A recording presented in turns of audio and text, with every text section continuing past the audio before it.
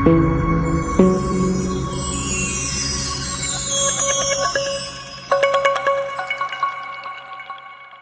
up, believe. Wake up, believe.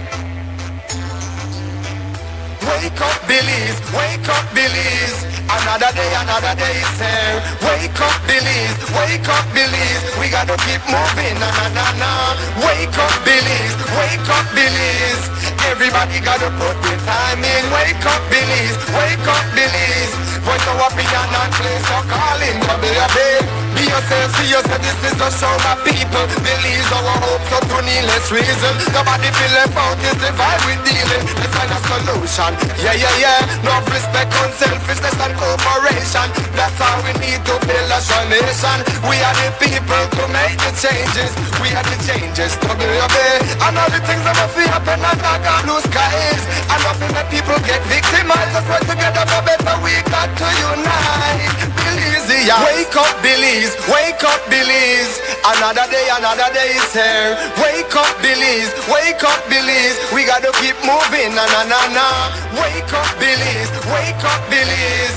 Everybody gotta put their time in. Wake up, believe. Wake up, believe. Voice of opinion and place your calling. Get up, make every day count. Don't waste it, people. Do your part, play around, get where you need to. You can tune in for work or in your vehicle. If you got a problem, pick up the phone. Why wait till the time calling? It's the show with no matter even if you're at home. Just call in. Wake up, believe. Wake up, believe. Another day is here. Wake up, believe. Wake up, believe. We gotta keep moving. Na na na na. Wake up, believe. Wake up, believe. Everybody gotta put their time in. Wake up, believe. Wake up, believe. Voice of opinion and place your calling. Be yourself, see yourself. This is the show my people. Believe our hopes so to needless reason. Nobody feel left out is the vibe we dealing. Let's find a solution. Yeah, yeah, yeah. No respect, unselfishness and cooperation. That's how we need to build a strong nation. We are the people to make the changes. We are the changes to build a and all the things that we feel happen and not got blue skies. And nothing that people get victimized. Let's work together for better. We got to unite. Believe it, yeah. Wake up, believe. Wake up, believe. Another day is here. Wake up, believe. Wake up, believe. We gotta keep moving. Na na na na. Wake up, believe. Wake up, believe. Everybody gotta put their time in. Wake up, believe. Wake up, believe. Voice of opinion and place your calling.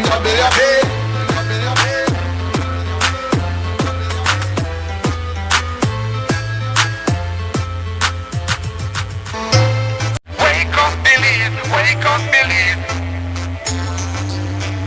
Wake up, believe. Wake up, believe. Another day is here. Wake up, believe. Wake up, believe. We gotta keep moving. Na na na na. Wake up, believe. Wake up, believe. Everybody gotta put their time in. Wake up, believe. Wake up, believe. Voice of opinion and place your calling. Be yourself, see yourself. This is the show my people. Believe our hopes so to needless reason. Nobody feel left out is the vibe we dealing. Let's find a solution. Yeah, yeah, yeah. No respect, unselfishness and cooperation. That's how we need to build a strong nation. We are the people to make the changes. We are the changes to build a and all the things that we feel happen and not got blue skies. And nothing that people get victimized. Let's work together for better. We got to unite. Believe it, yeah. Wake up, believe. Wake up, believe. Another day is here. Wake up, believe. Wake up, believe. We gotta keep moving. Na na na na. Wake up, believe. Wake up, believe. Everybody gotta put their time in. Wake up, believe. Wake up, believe. Voice of opinion and place your calling.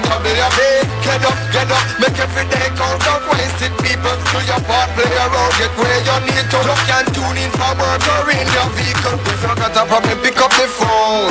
Why wait till the time calling? It's the show with no matter even if you're at home. Just call in. Wake up, believe. Wake up, believe. Another day is here. Wake up, believe. Wake up, believe. We gotta keep moving. Na na na na.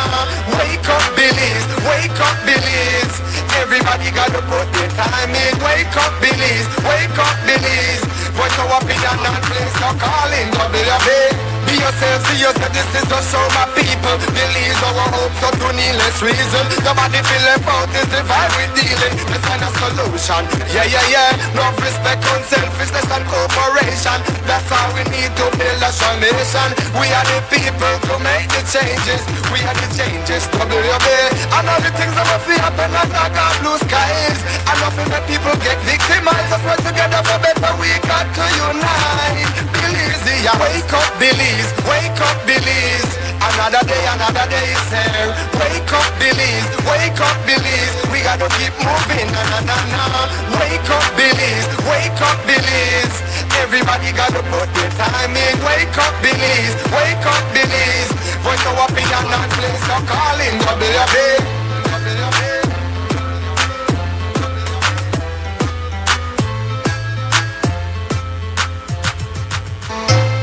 Wake up, Belize. Wake up, Belize. Wake up, Belize. Wake up, Belize. Another day is here. Wake up, Belize. Wake up, Belize. We gotta keep moving. Na na na na. Wake up, Belize. Wake up, Belize. Everybody gotta put their time in. Wake up, Belize. Wake up, Belize. Voice of opinion and place of calling. WUB. Be yourself, see yourself. This is to show my people. Believe our hopes so to needless reason. Nobody feel left out, is the vibe we dealing. Let's find a solution. Yeah, yeah, yeah. No respect, unselfishness and cooperation. That's how we need to build a strong nation. We are the people to make the changes. We are the changes to obey. And all the things that will feel happen and not got blue skies. And nothing that people get victimized. Let's work together for better. We got to unite. Belize, yeah. Wake up, Belize. Wake up, Belize. Another day is here. Wake up, Belize. Wake up, Belize. We gotta keep moving. Na na na na. Wake up, Belize. Wake up, Belize. Everybody gotta put their time in. Wake up, Belize. Wake up, Belize. Voice of opinion and place of calling. WUB.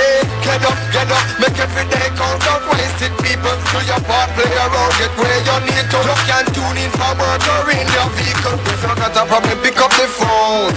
Why wait till the time calling? It's not so it no matter even if you're at home. Just call in. WUB. Wake up, Belize. Wake up, Belize. Another day is here. Wake up, Belize. Wake up, Belize. We gotta keep moving. Na na na na. Wake up, Belize. Wake up, Belize. Everybody gotta put their time in. Wake up, Belize. Wake up, Belize. Voice of opinion and place of calling. WUB. Be yourself, see yourself, this is to show my people. Believe our hopes so to needless reason. Nobody feel left out, is the vibe we dealing. Let's find a solution. Yeah, yeah, yeah. No respect, concept. It's WUB, Wake Up Belize Morning Vibes. It's a Thursday, the 6th day of May, 2026. I'm Nuri Mohammed and we welcome you to the program this morning. And we look forward to an exciting program, which is kind of almost redundant to say because, of course, it's going to be an engaging program. We try to make sure that we maintain that standard here every weekday morning. We normally go through certain preliminaries. Today we have Miss Katrin Kamabach that will bring us up to date on the weather. And then we'll bring you our news package prepared for you by our news center. Miss Catherine? Good morning, Belize. Warm and a dry easterly southeasterly airflow continues. The 24-hour forecast for Belize and her coastal waters calls for mostly sunny and warm conditions today, and high temperatures are expected to reach 90 degrees Fahrenheit along the coast, 96 inland, and 85 over the mountains. Tonight, the skies will be clear to partly cloudy, with low temperatures of 82 degrees Fahrenheit along coastal areas to 72 inland and 67 in the higher elevations. Little to no rain is expected. The wind will blow from the east to southeast at 10 to 20 knots and the sea state will be moderate. A low tide will occur at 6:35 a.m., a high at 12:56 in the afternoon, and then a low at 8:58 tonight and a high at 13 minutes past 3 tomorrow morning. The sun rose at 5:23 this morning and will set at 14 minutes past 6. The moon set at 9:54 a.m. and rises at 11:27 tonight. The outlook for Friday and Friday night is for fair, warm and windy conditions to prevail. In the sargassum forecast, latest satellite data and surface observations suggest that sargassum has decreased somewhat over the past few days. However, a few moths are still expected to drift ashore during the coming days, producing moderate impacts on beaches across the country. And in the fire forecast, the risk for forest and brush fires will continue to be high over the next 24 hours. And with that, we conclude this morning forecast that was prepared here at the National Meteorological Service. The first private radio in Belize since 1989, Creme FM presents the news. Informative, accurate, current information, local, regional, and international news, weather and sports. And now, the news. Welcome back. Correction, this is the 7th day of May. And may I say happy birthday to our sister, Yaya Marin Coleman. And now for the news. The Minister of Foreign Affairs, Foreign Trade, Education, Culture, Science and Technology, the Honorable Francis Fonseca, underwent a successful triple bypass open surgery on May the 4th at the Carl Hushner Memorial Hospital. The surgery was reportedly planned after Fonseca experienced chest discomfort and scans that showed that he had arterial blockage in his heart. KHMH CEO Shireen Reyes said that Fonseca choosing to have his heart surgery at KHMH was a, quote, big win for the institution. A huge win for KHMH, since we have been saying from timely memorial that we have the best doctors, the best nurses, and some of the best people here at KHMH when it comes to performing different surgeries. And we have multiple brain surgeries and cardiac surgeries, and we have our oncology unit. So we do have the best services here at KHMH. We are trying to change the image, and therefore this is a big win for KHMH, since one of our own ministers shows high confidence in coming here and performing such a major surgery.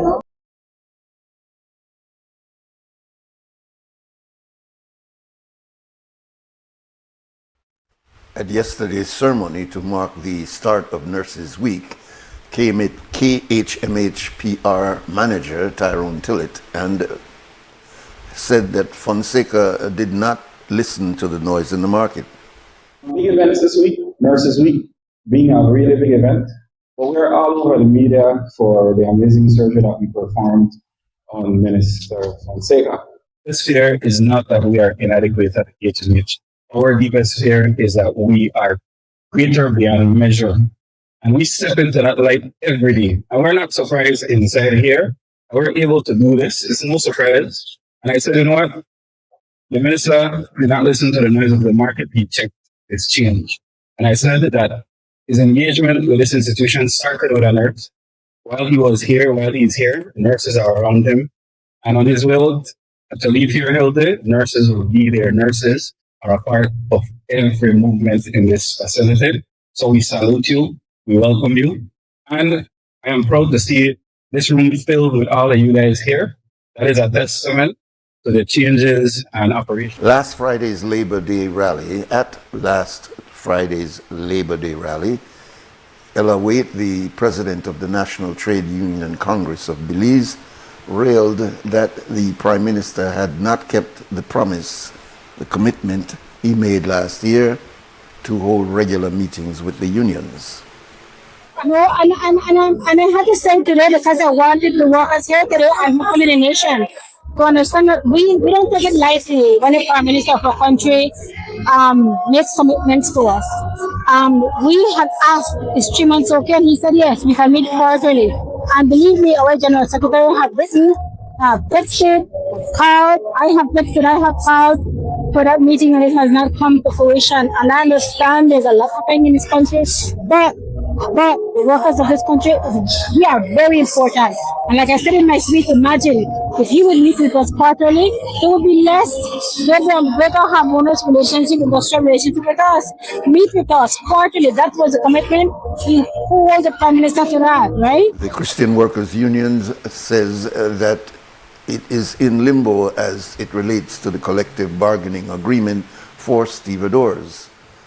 The workers and their employer, the government-owned Port of Belize, reached an impasse over a salary adjustment, and the stevedores declared an intention to strike. The matter was then referred to an essential service arbitration tribunal. At the Labor Day rally, CWU President Leonora Flowers reported that when the matter was dismissed under the chairmanship of Attorney William A. Lindo, the report was received but unsigned. How can we say we live in a good country? Show me. Please, show me. Show my members who commenced negotiations for a successor collective agreement in June of 2024. And to date, we're nowhere close to a resolution. CWU and the Port of Belize, the port that is owned by our government of Belize, reached an impasse regarding financial compensation in January of 2025, and a notice was issued to the then Minister of Labor. Immediately, as is required by law, an Essential Services Tribunal was impaneled. We confirm now that we believe at CWU that this move was no other than to put a chokehold on the CWU and its stevedore members. Meanwhile, the government enters into plans to parcel off, sell, trade, or barter the port. Once again, I will say, it is here. The ESAT pushed us around and around like kuno-mono for an entire year. They gave us a confidentiality agreement that we could not sign because we represent 140 men living on the south side of Belize. At the end of that 12 months, we were told by the chair the case was dismissed, just like that. That happened 11th of March, just shy of 2 months. Our formal request for a written, formal response from the tribunal has gone unanswered. And all of those requests were copied to the Ministry of Labor and to the LC. To date, CW has not gotten a written report from the chair. They sent a report that was not signed. If we need to take any other step, that report is not sufficient. Are we living in a good country when it appears that it is open season on workers, both the retired and the workers who continue to toil today? The Minister of Labor, Karim Musa, confirmed that currently the ESAT has no chair as the recently appointed Leroy Bana has resigned. About a month and a half ago, the newly appointed chair of the ESAT, Mr. Leroy Bana, who had accepted the post, went into the post. He's an attorney, as you know, but unfortunately, at his first meeting, he uncovered that there would be a conflict of interest. I don't know if he represents some of the employees over at the CWU, and so he had to recuse himself after that. He sent a letter recusing himself, and so now we're in the process of selecting a new one, which I am saying that within 2 weeks to a month we will have a replacement. The previous one, is it whoever it was before? Yes, the previous chair prior to the appointment of Mr. Leroy Bana had resigned upon the appointment of a new minister. As you know, the former minister was Honorable Florenzo Marin, and so with the new appointment, he had resigned. On Monday, April 20, Carl Hushner Memorial Hospital nurse Viviana Lino was attacked by a female visitor while she was on duty. Nurse Lino was physically assaulted after intervening when the visitor started to slap a patient.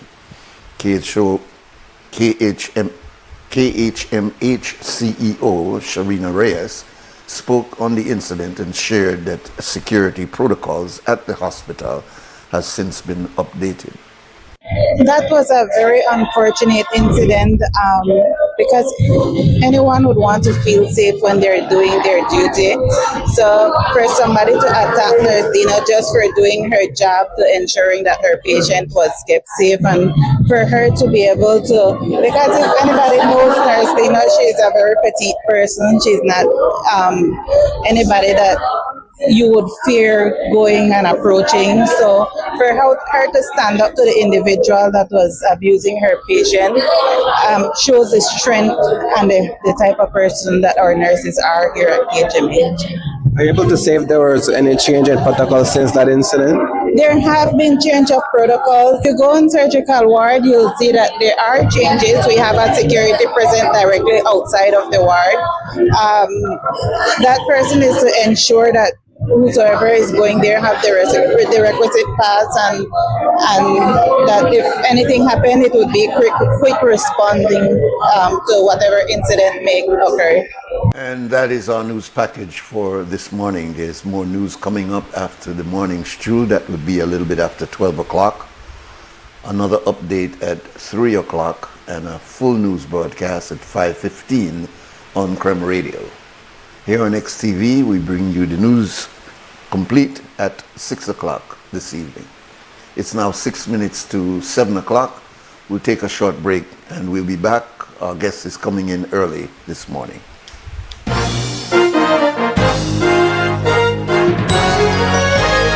Informative, accurate, current information. Crem's newscast. Local, regional, and international news. Weather and sports.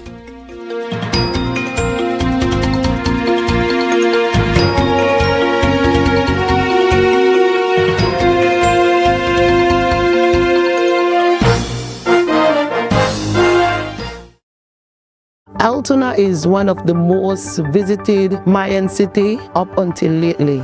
The adjacent communities have collaborated together to see how they can get a space here that the wood carvers could actually market and sell their product. Not having the POS machine in the past, we have lost a lot of sales. Atlantic Bank helped supported our business, giving us the opportunity to get the POS machine. Now with the POS machine, we are able to do more sales, and that will, also bring more, finance to our families. Atlantic Bank, building the future together. Belize wakes up connected to opportunity. And across our country, the work to keep Belize connected continues. SMART continues expanding our network across the country, bringing stronger coverage to more communities. With recent service enhancements in areas at Blue Creek and Progresso, Belize City, Orange Walk, and more on the way.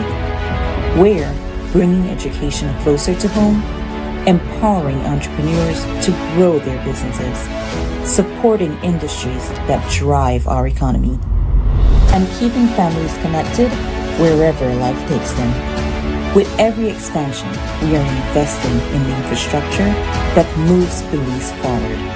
Because connection isn't just about city life, it's about opportunity, progress, and the future we are building together. SMART, bringing people together.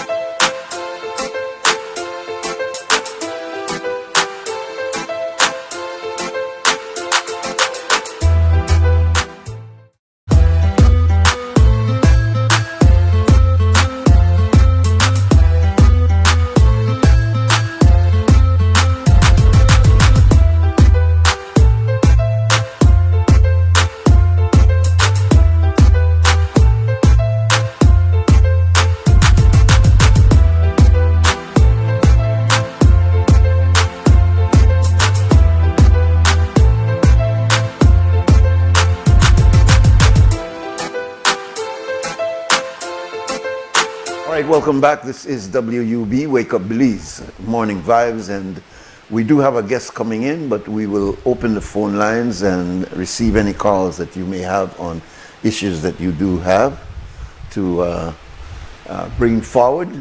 280-5848 is our number here, and you're welcome to engage.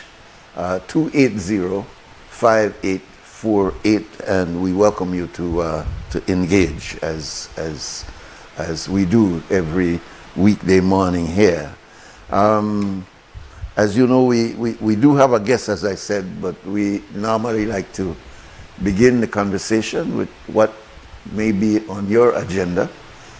It's a show more driven by your agenda than it is ours, even though we come here with notes based on what we think is of public interest. And so we try to make sure that we engage you. One thing that struck me recently is the Prime Minister of Antigua and Barbuda. This is a very small island in the Eastern Caribbean. Antigua and Barbuda. And their Prime Minister and his party won a fourth term, and he was under a lot of what one might call focus because of his disagreement with the Prime Minister of Trinidad, who was coming down pretty hard on our sister, the Secretary General of CARICOM, Dr. Carla Barnett, who is a Belizean. And there was this question as to her ascending to a second term as the Secretary General, with a general consensus for most of the Caribbean leaders. But Ms. Prasad, the Prime Minister of Trinidad, took issue. And we really, when you study all the wording that came from the Trinidad Prime Minister, you didn't get the sense that it was personal, but you got the sense that it was somehow a criticism on the way in which things operate in CARICOM. And so she was using, in my opinion now, she was using Dr. Carla as one of several reasons why she does not support the way things are going, and have been going in CARICOM, coming up with its position on various issues. And the bigger issue, even bigger than Dr. Carla, was this issue of the United States positioning itself as a policeman in the area. I've used that kind of easy to understand term because the actions of the United States in that area since January has been like a police. As a matter of fact, a report says that a couple of days ago they bombed another boat, killing 2 fishermen in that area. And it seems to be a persistent action going on since January, despite the fact that he or they, the United States, was occupied with this conflict in Iran.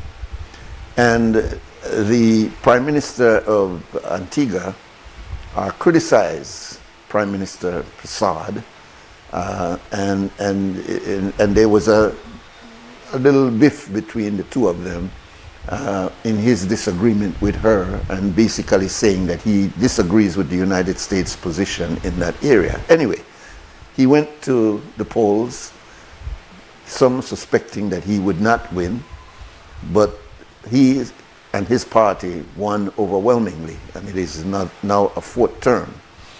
But the interesting thing in the news, and you may not find it interesting, I did, that they have now decided that when they do their swearing in, and you know each cabinet has to do a swearing in in front of their governor general or whoever is the authority, representing in the old days the monarch, since we were members of the Commonwealth Caribbean and the British monarch was supposedly our head of state.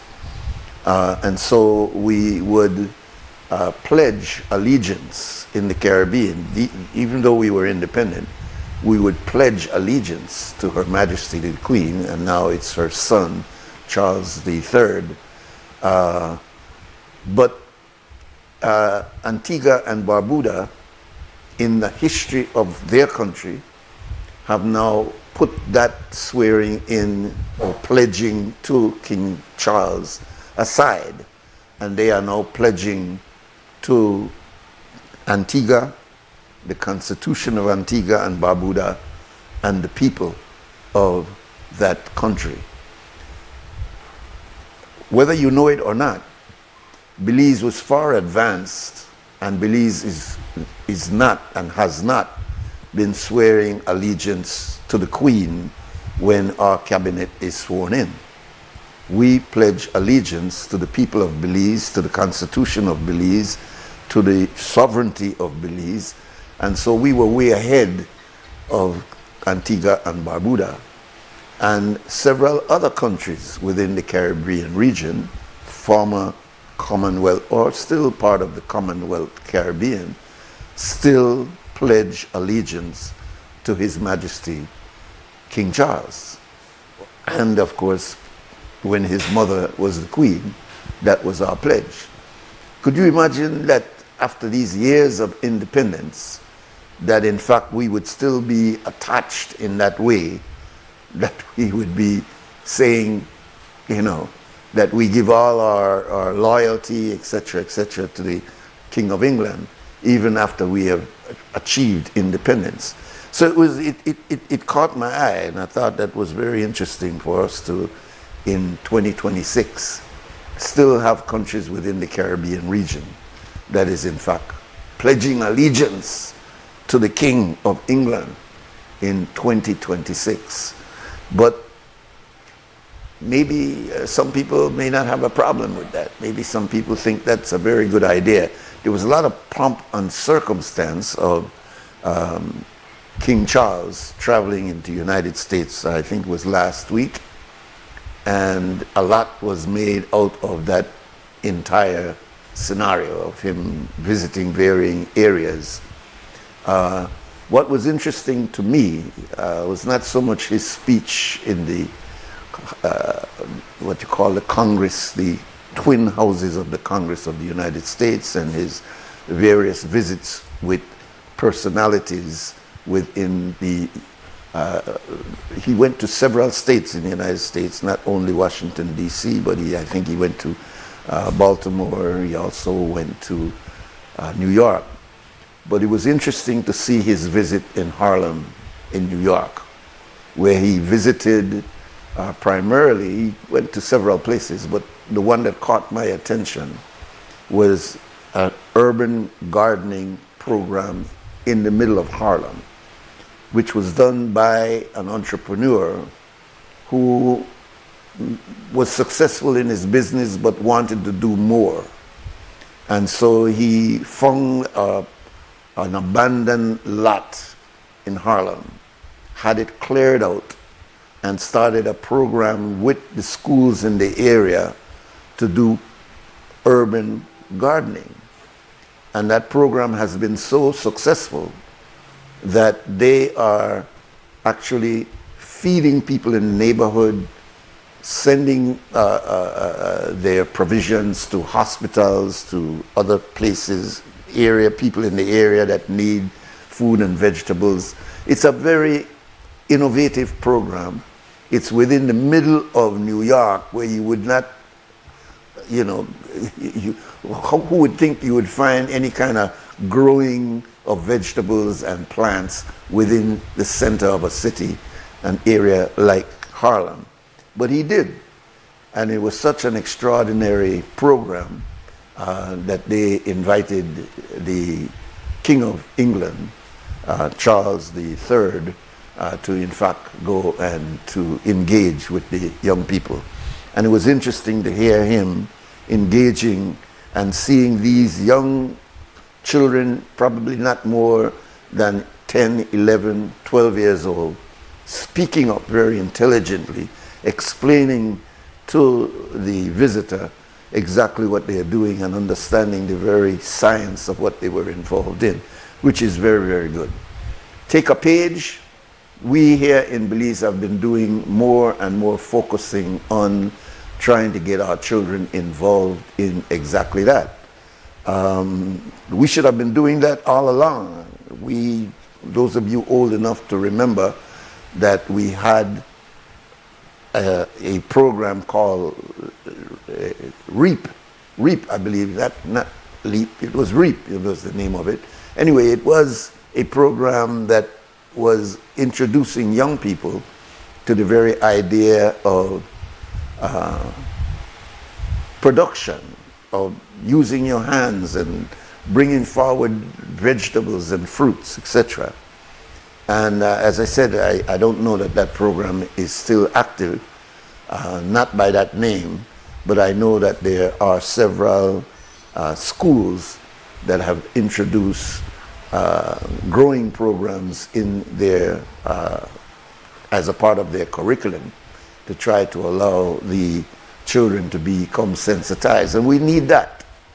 We need that because, believe it or not, while we are a producing country, we still have a significant amount of our vegetables and other greenery that's still coming from across the border.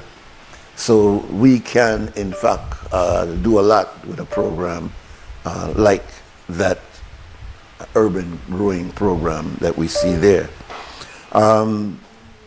We want to say that our guests, I can hear them arriving, but I want to say that what we would want to do with the program today is to really engage you as our listeners and our viewers to really get engaged in this program this morning.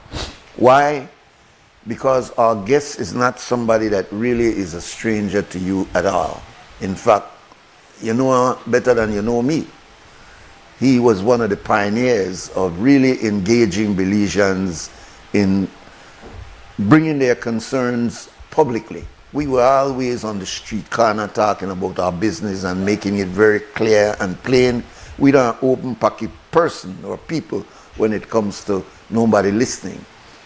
But this particular brother and this particular station and this particular organization was innovative enough to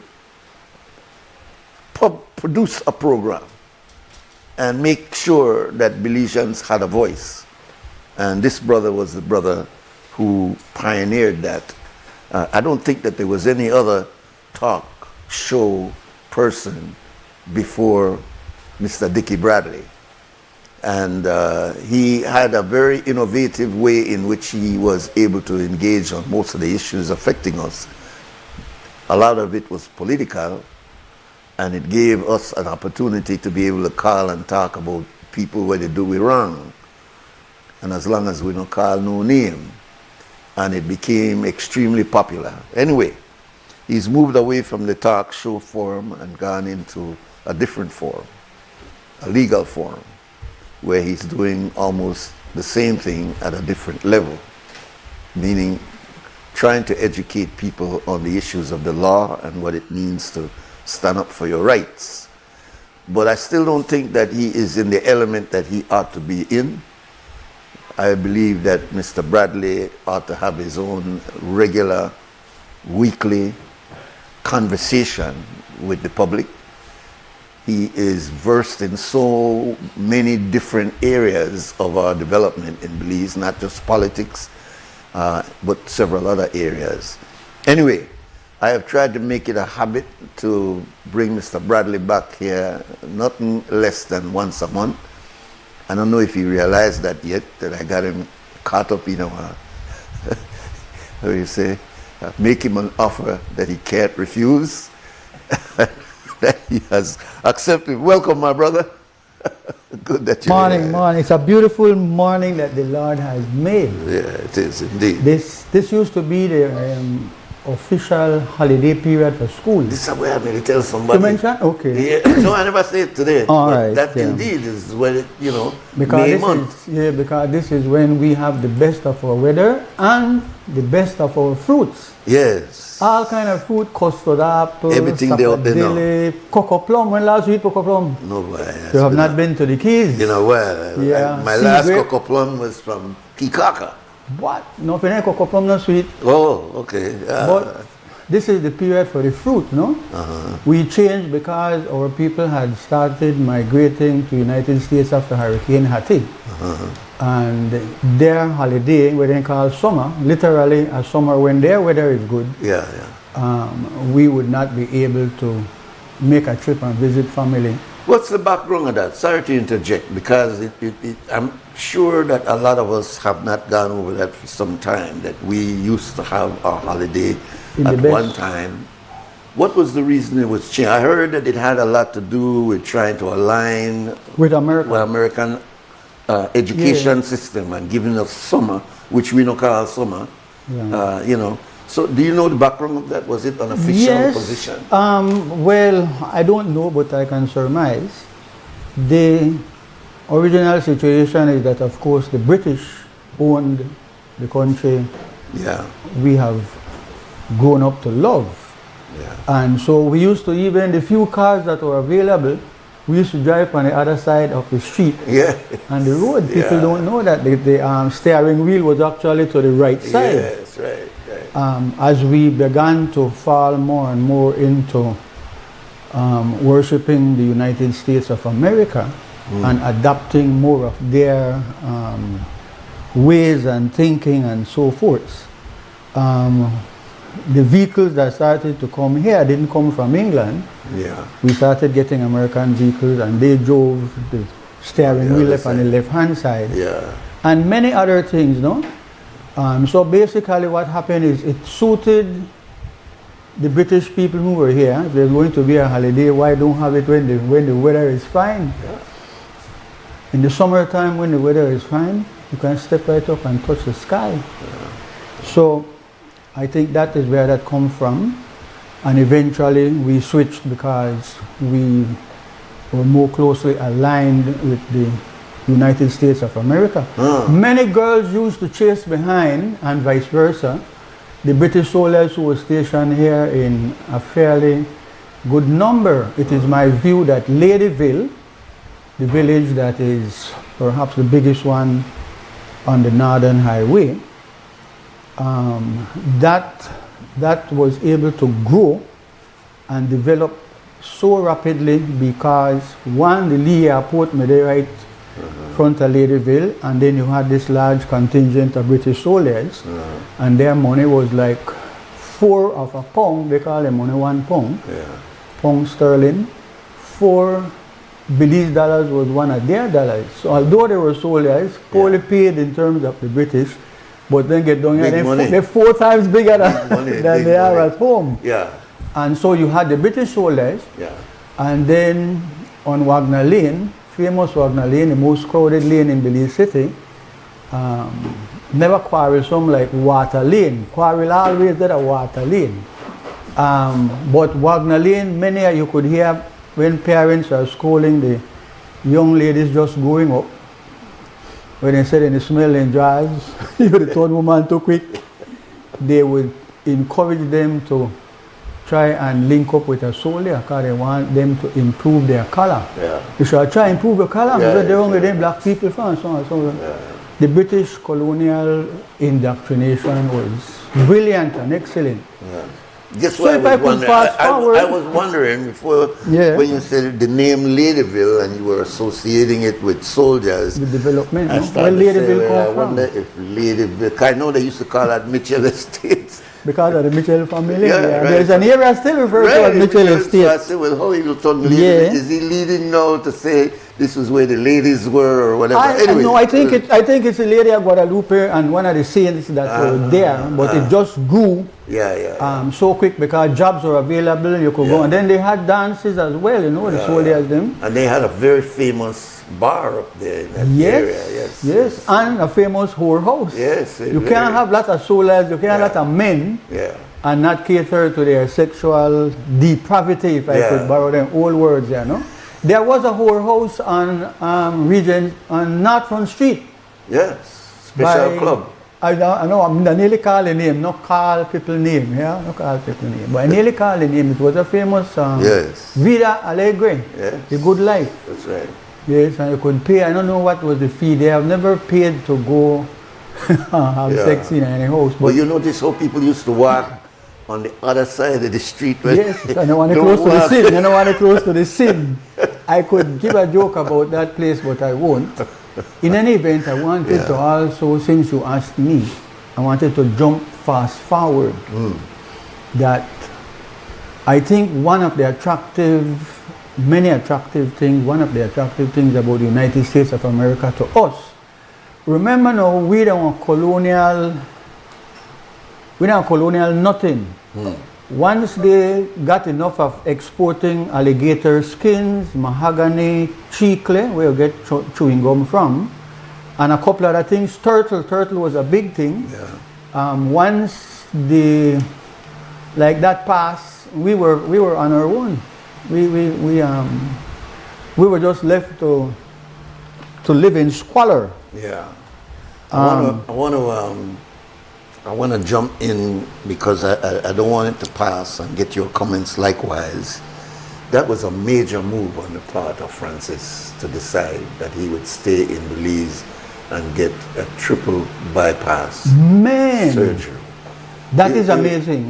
You know, and I need you to talk about that because that you know, I mean, first one on the list, and the first thing per mile is likewise. It just that has never happened. That's large. Yeah, that has never happened. People are Belize. What happens is that the elected representative of the people in our funny democracy that we are growing, ministers of government and members of the House of Representatives get a state insurance.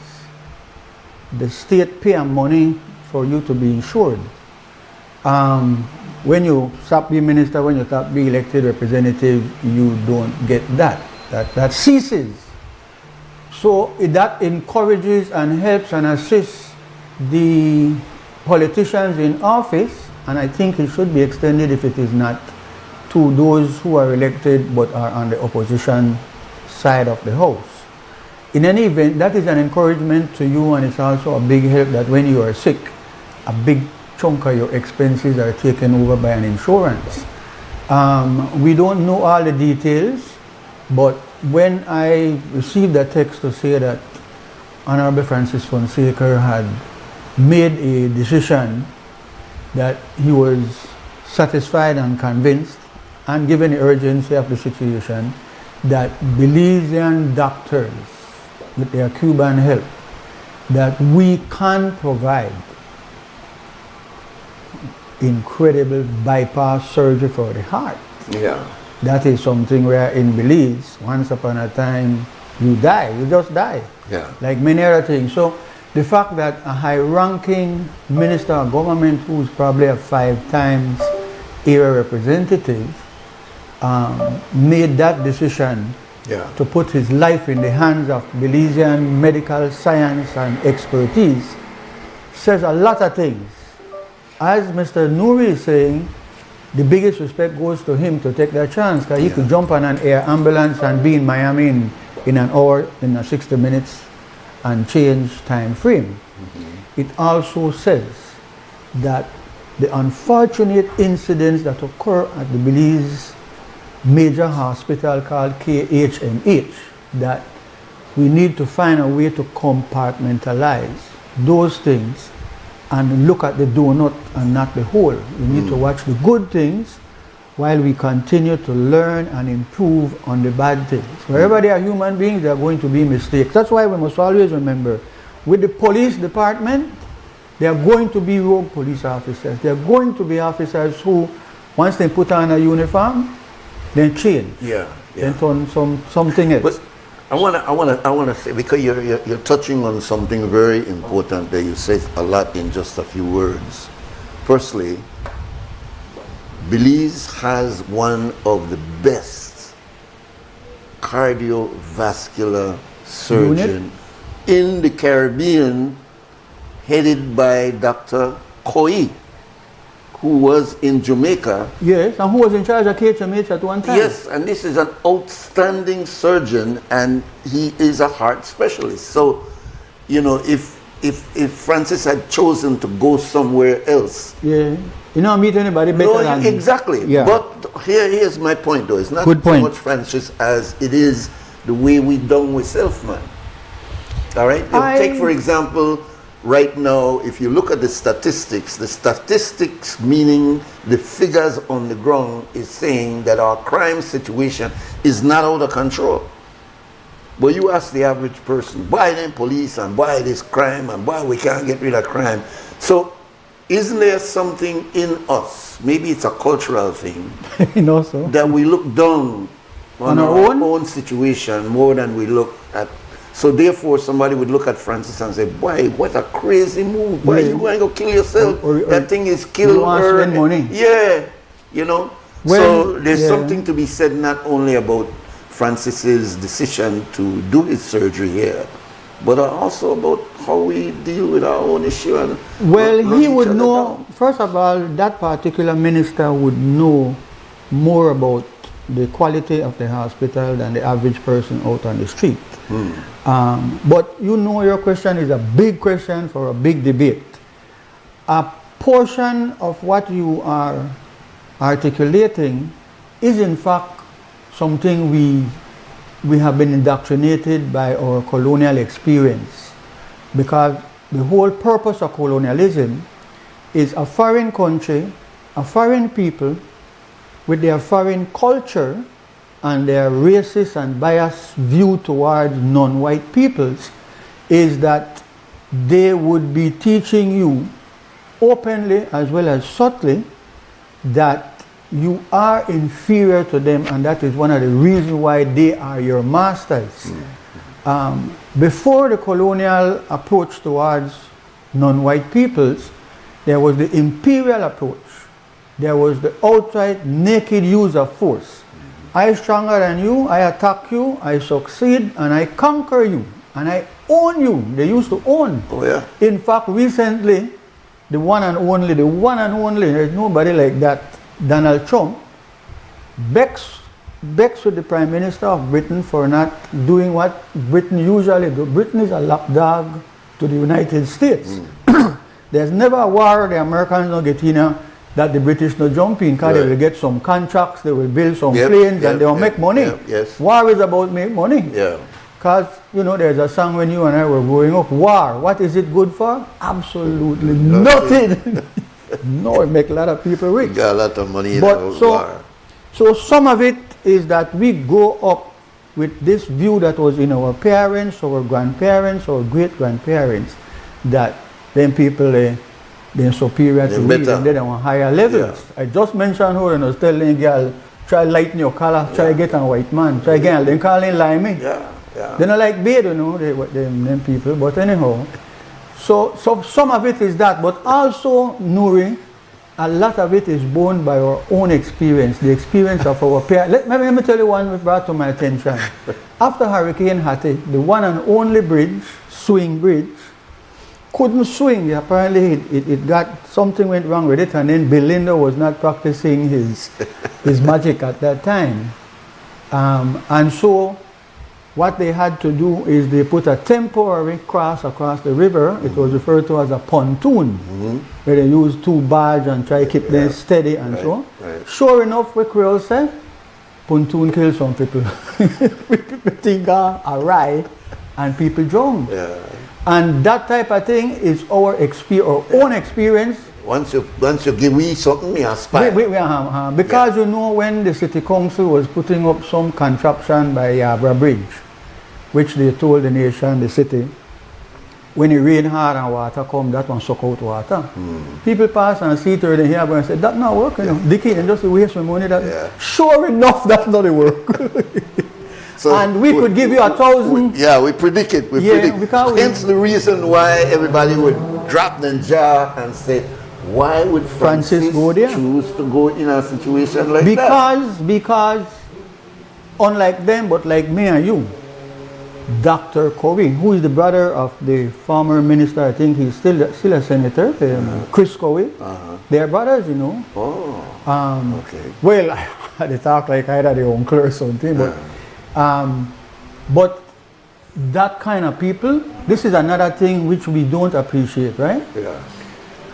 It's not everybody going to come on CREM, first of all. CREM is controversial. CREM is treated as anti-government. The ministers, they don't too care for CREM, you know, and get no advertisement where they could send somewhere else. I saw a big advertisement from one of the banks on a tiny little station one night, and I said, I've never heard them advertise on CREM. Yeah. And it's a black man who is in charge of that bank. So, you know, CREM is anti the establishment. CREM will speak out and talk. Where else, Nuri, where else you going to find Nuri Mohammed, Yahya Marin, Mose Hyde? Where else the people? I'll concentrate in the same area. Something must be happening back here that attracts people who are not afraid. Because you have suffered many, many years of victimization, subtle and not so subtle. Yes, sir. In fact, one of the reasons the Constitutional Committee thing crashed is because you were the first one to have seen and foreseen, because of your experience here at CREM, that thousands of citizens would better benefit by having a regular, if it's only once a week. You put up a proposal and it was knocked down because of you and CREM. No? There is, Nuri, there is some truth that we are, like it's almost ingrained in our upbringing that we are a bit inferior to foreigners. So a lot of con artists. And so we make ourselves inferior. And then if you think that, you become what you think. No, a lot of white people are con artists and cooks and also kind of believe the Placencia and San Pedro and con for we people because they believe a big story. They come here as hippie, my brother, when they left here, jet.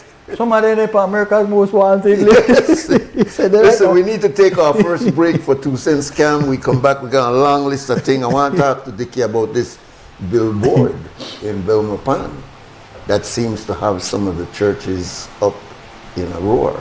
We'll talk about that when we come back. Here is 2 cents scam with Brick City, and it is sponsored by Fort Point Security.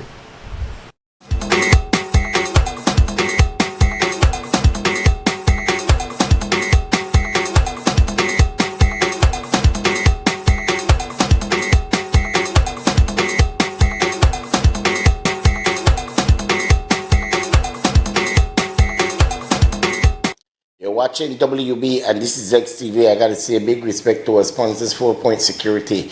Most of the time we always talk about crimes and show some of the horrible things that happen in the crime world. But today we're going to show something positive and find out that you can in 2 cents where they couldn't do anything beside the door, what they do, something positive. Let's go find out that you can in 2 cents and why they do what they do.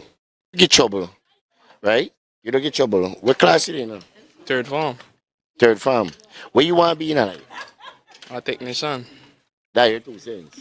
All right. Where you want to be in life? I'll be a drummer boy. What drummer boy? Yes, sir. That's where you want to be. That's your 2 cents. Yes, sir. Who you want to be? A drum leader. A drum leader. That's where you want to be? All right. You want to be in life? A police. Why? I want to serve and protect my country. So you want to arrest everybody? Where will you? All right. Where you want to be now? I want to be a BDF. A BDF? Yes, sir. To serve your country? Yes, sir. All right. That's your 2 cents. Yes, sir. All right.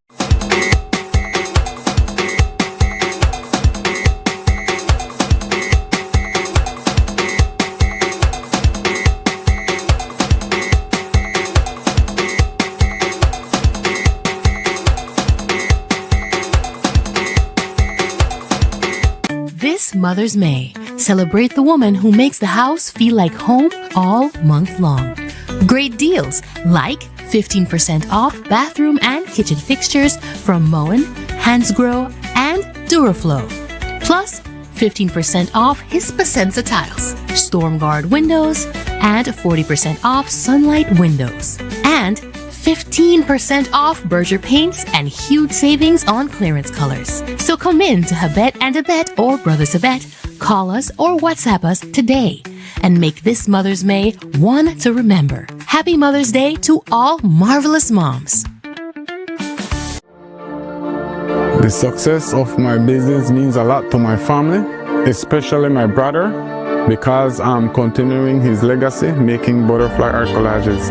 It was very hard for me to receive payments. I had to go directly to meet the person I'm purchasing from and who I'm selling to receive payment. Because I opened my business account with Atlantic Bank, now I can make and receive payments online, and this has made my job much easier. Atlantic Bank, building the future together.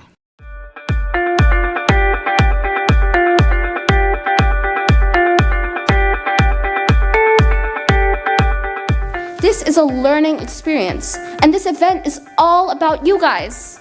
Give it a chance. Maybe a competition you partake in sparks a passion in you never knew you had. I had no idea how much I love coding until I actually explored it.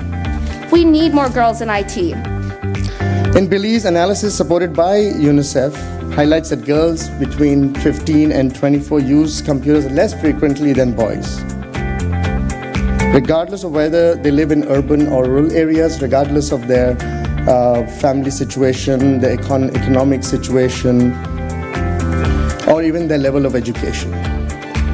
This gap matters because digital access today determines opportunities for tomorrow. Be Like a Girl was never just about technology. It was about creating a space where girls can see themselves differently, where they can realize they don't have to shrink to fit into spaces. They can grow and transform them, where they understand that they are not just users of technology, but creators, innovators, and leaders.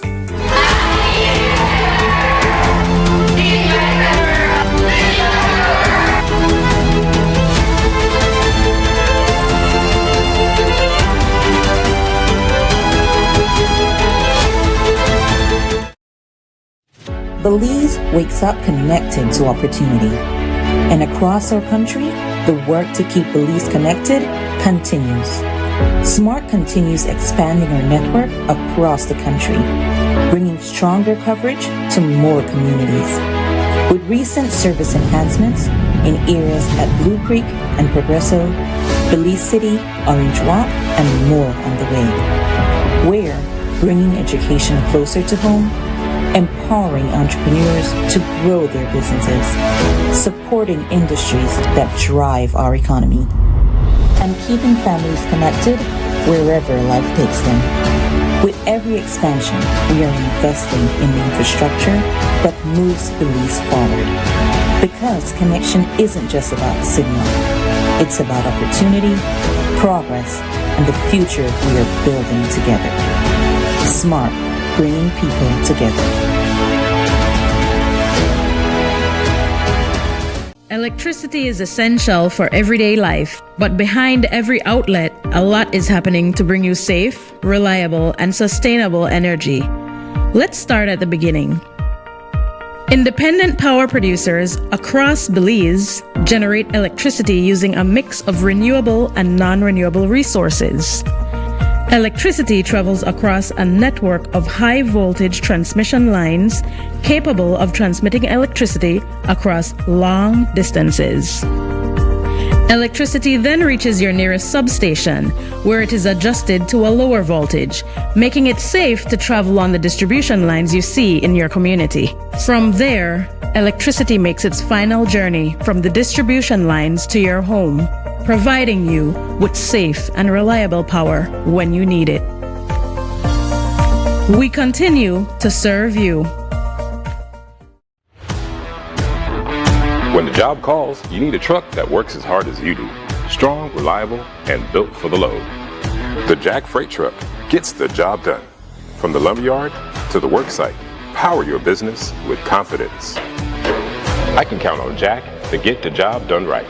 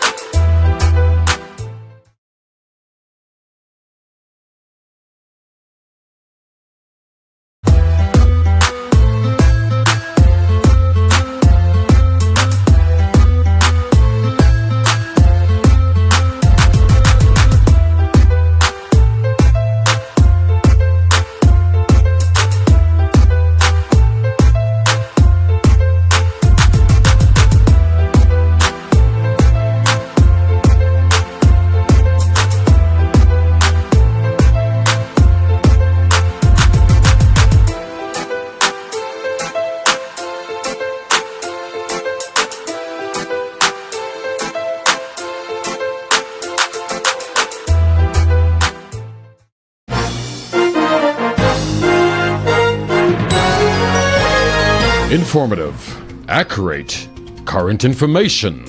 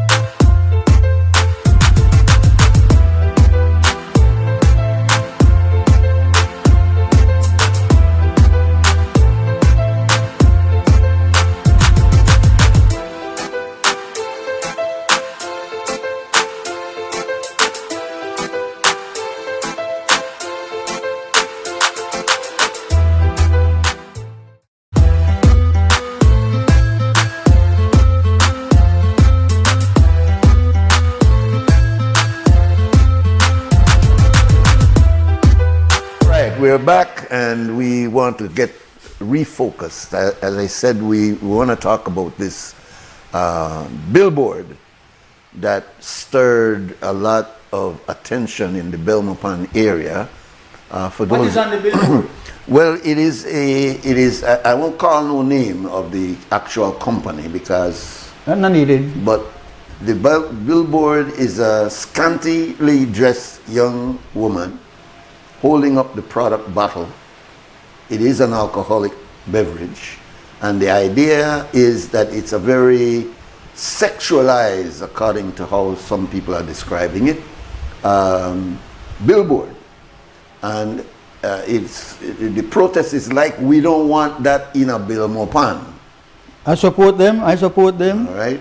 And there is a large a religious sentiment behind it. Church Senator Louis Wade is at the point of despair and has been articulating the feelings of many others that we ought to do something about this. My question to you is not only the advertising, but the bigger picture of how we are dealing with this issue of alcohol. And give me a point here, Councillor, just let me make my question clear to you. Alcohol is a drug. There's no question about that. It is known that it is a drug. And it's addictive. It is very much addictive. In fact, more addictive than some of these others. However, it is not treated as if it is a drug. And not even the government has been courageous enough to call out the manufacturers of this legal drug, despite the fact that they are seeing the result of this undisciplined drinking, because they usually advertise it and say, well, this is for drinking responsibly and etc., etc. The majority of the people where they consume alcohol are not consuming it responsibly. And so we have like the accidents that continue to plague us on our roads. We are seeing the police report there was alcohol involved. So my question to you as a counselor now. As a non-drinker, biased person. Good, very, very important, very important. That because you have a more sober approach of understanding. And Carla, we're going to open up the phone line so that you could be a part of this conversation. Just give us a time to lay the platform, please. Philip Morris, a major tobacco producer in the United States, Marlboro, cigarettes, Cool cigarette, etc., etc., etc., was taken to court and was found guilty and had to pay billions of dollars in health care, etc., etc., as a result of people who were smoking, meaning consuming their product, and dying as a result of it. Lung cancer. So I'm asking you as an attorney, is there some culpability there of the manufacturers of alcohol? We don't deal with just the advertising aspect now, but the actual manufacturing of it, and the fact that we are seeing the evidence that people who consume this product are in fact in a bad way. Not only accidents, but domestic violence, etc., etc. Is there a case? I would think that lawyers can make a strong case, but around this basis. In the case of the cigarette, the tobacco industry, which has, in their case, their own internal scientific research on their product, they learned, I think from the 1940s or so, they learned that cigarette smoking is associated with lung cancer, throat cancer. They knew that. They ignored that and went on to continue to advertise their product in such a slick and attractive manner that persons would not even get the slightest idea that what you are doing when you fall for that is that you are harming yourself. So that is one point. In the case of rum in Belize, the big respect to Karim Musa, Minister Karim Musa, for publicly saying that we have to do something. We being there, the government, they're the ones that going slow and drag their feet and don't do anything. And so big respect that he says it. In fact, the first person you and I big up on that matter was Abelardo Hussein, Minister of Agriculture. He come out and said, rum, we need to deal with rum, with the Gokop families and so on. We did that. So let me come back to first a slight legal issue, which is that we would need to show that the manufacturers of the product know that in the case of Badman, in the case of Red Top, which the minister called out, it's interesting that it's not Blue Top, it's happened to be Red Top. But there are some products, alcoholic products, where the amount of the alcohol contents is very high. In Badman and Red Top, it is very high. And so, I mean, housewives use these things to bake their cake, they use it for other products because it has so much of a concentration of alcohol. So, the medical authorities in Belize, we need to call them out, then they let them down big time, because they should have a regular program every week where they tell us about foods which are healthy, foods which are not healthy. If you are deficient in calcium, what you can eat naturally that can bring up your calcium intake. If you are lacking in proteins or lots of things, these people know, they have knowledge. They are what Jesus condemned the liars for. You lie, woe unto you liars. In other words, terrible thing will happen to you because you know better. And you know they do anything about it, but worse, only they prevent others from giving out knowledge. So if Jesus himself could make a condemnation like that, in the world that we're living in, this is a big topic that you need to tackle, you know. One, the importation of foreign stuff, because we are importing cancer into our bodies. Man, the other day I went into a Chinese place, I won't call the name, I went in there and I was taken aback. The amount of refrigerator glass you could see in there, the amount of those coolants, everything.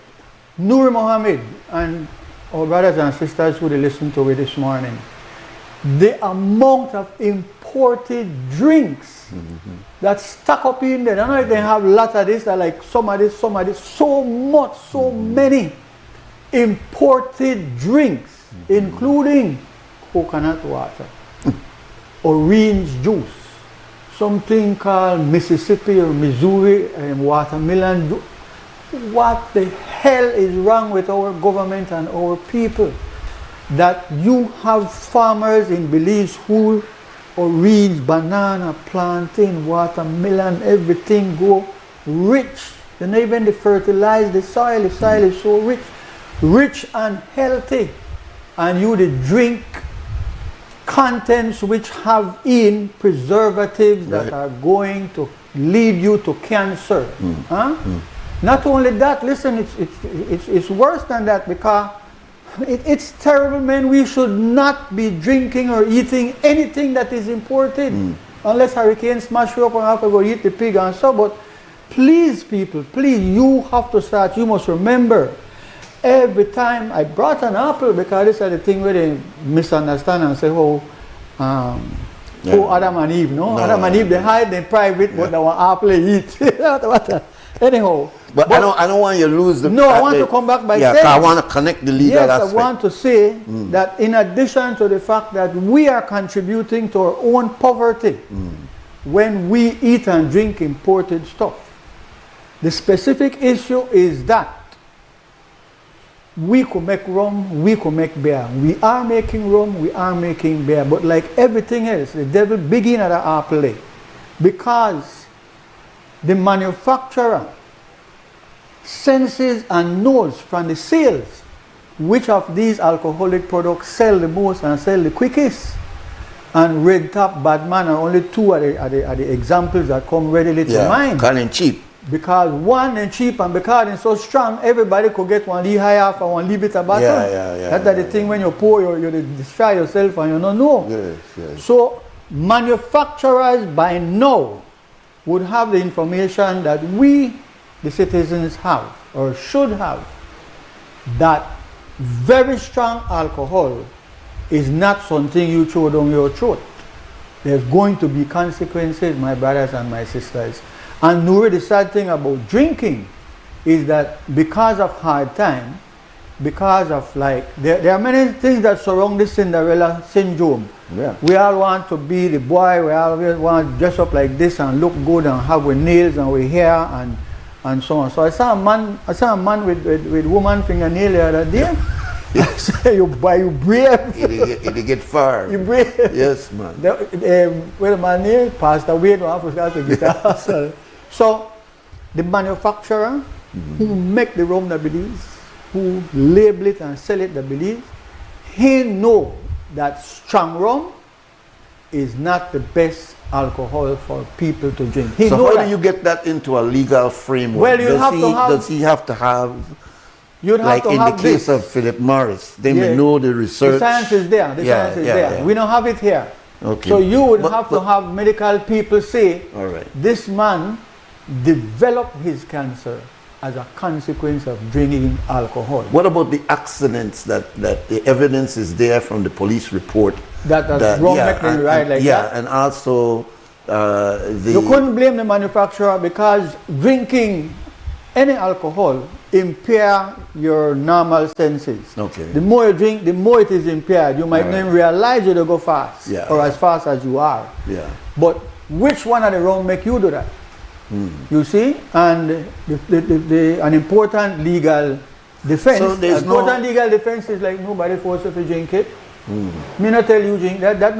I don't make that for any weak people like you. I make that for using a cake. So would that be the legal defense, that I never force you to drink that you drink it and therefore the result of that? And then this man drink as much as you, but he drive a car and got no problem. Yeah, a lot of man say they drink Red Top and come out. They drink that right. So is that saying that we're in a quagmire, that we just have to sit there and watch that people die on the highways and do nothing about it? Or we are just the look for advertisement and the thing and say the advertisement. The advertisement is not the problem if we know to deal with the reason why it's there. You understand? In a capitalist society, you could advertise. Yeah, you're free to advertise. Just about anything.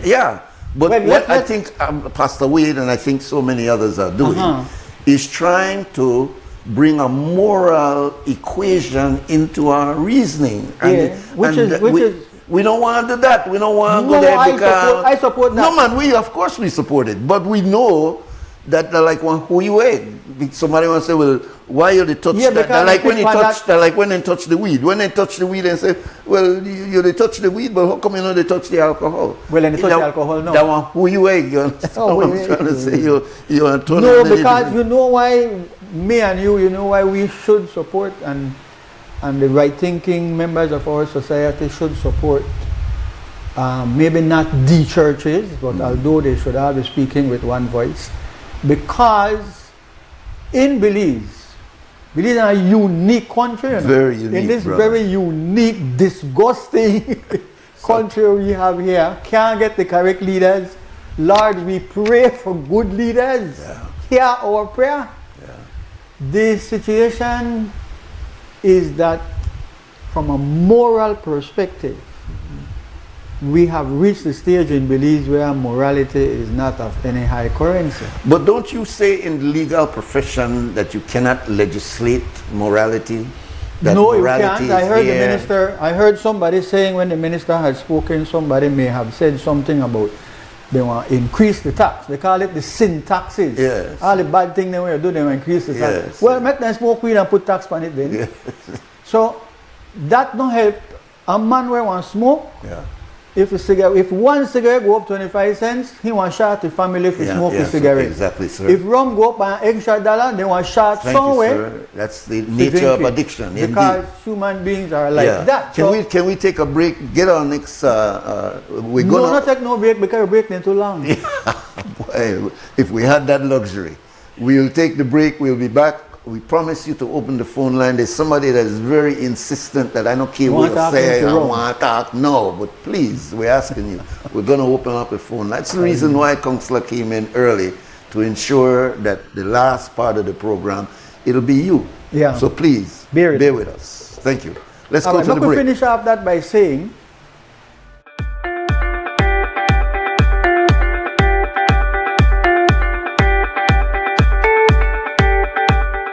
This is a learning experience, and this event is all about you guys.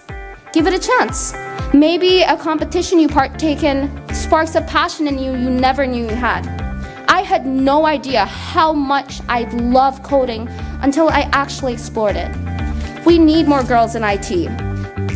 In Belize, analysis supported by UNICEF highlights that girls between 15 and 24 use computers less frequently than boys. Regardless of whether they live in urban or rural areas, regardless of their family situation, their economic situation, or even their level of education. This gap matters because digital access today determines opportunities for tomorrow. Be Like a Girl was never just about technology. It was about creating a space where girls can see themselves differently, where they can realize they don't have to shrink to fit into spaces. They can grow and transform them, where they understand that they are not just users of technology, but creators, innovators, and leaders.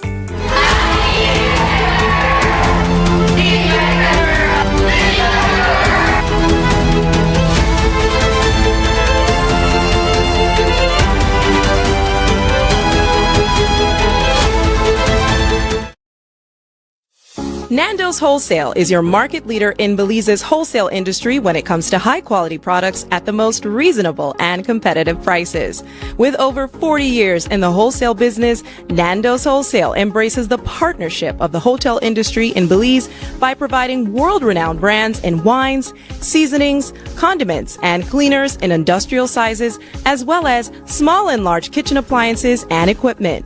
Nando's also takes pride in providing one of the quietest and most durable air conditioning systems in Belize with technical support and spare parts. Nando's Wholesale.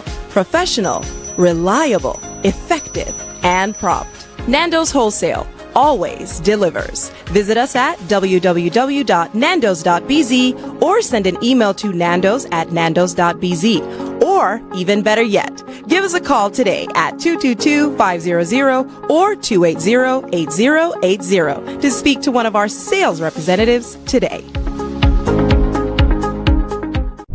Welcome to Design Depot, where you'll find premium quality products from trusted brands, all in one place.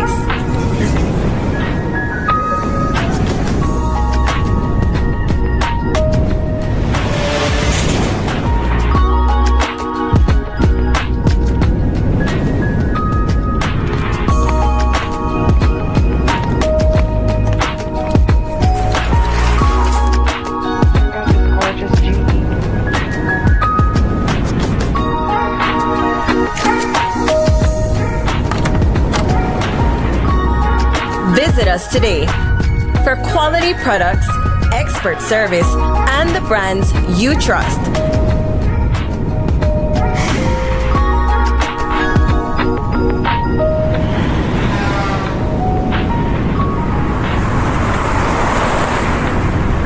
Design Depot, all in one place.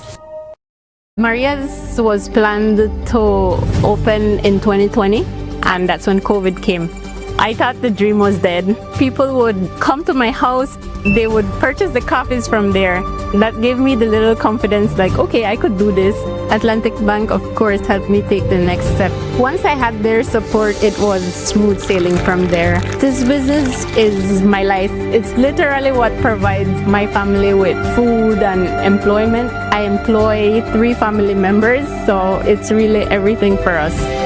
Atlantic Bank, building the future together. Belize wakes up connected to opportunity. And across our country, the work to keep Belize connected continues. SMART continues expanding our network across the country, bringing stronger coverage to more communities. With recent service enhancements in areas at Blue Creek and Progresso, Belize City, Orange Rock, and more on the way.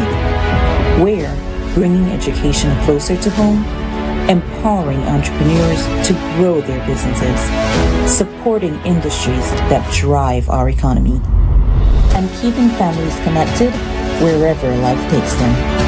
With every expansion, we are investing in the infrastructure that moves Belize forward. Because connection isn't just about signal, it's about opportunity, progress, and the future we are building together. SMART, bringing people together.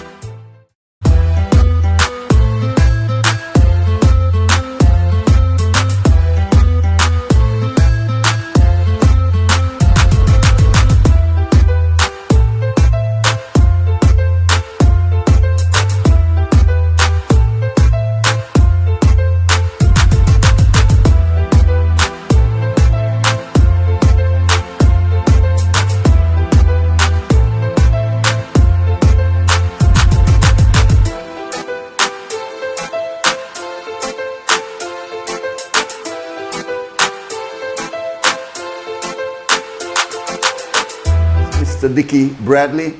We will open up the phone lines as soon as we have completed. We have an anxious caller that has been continually calling.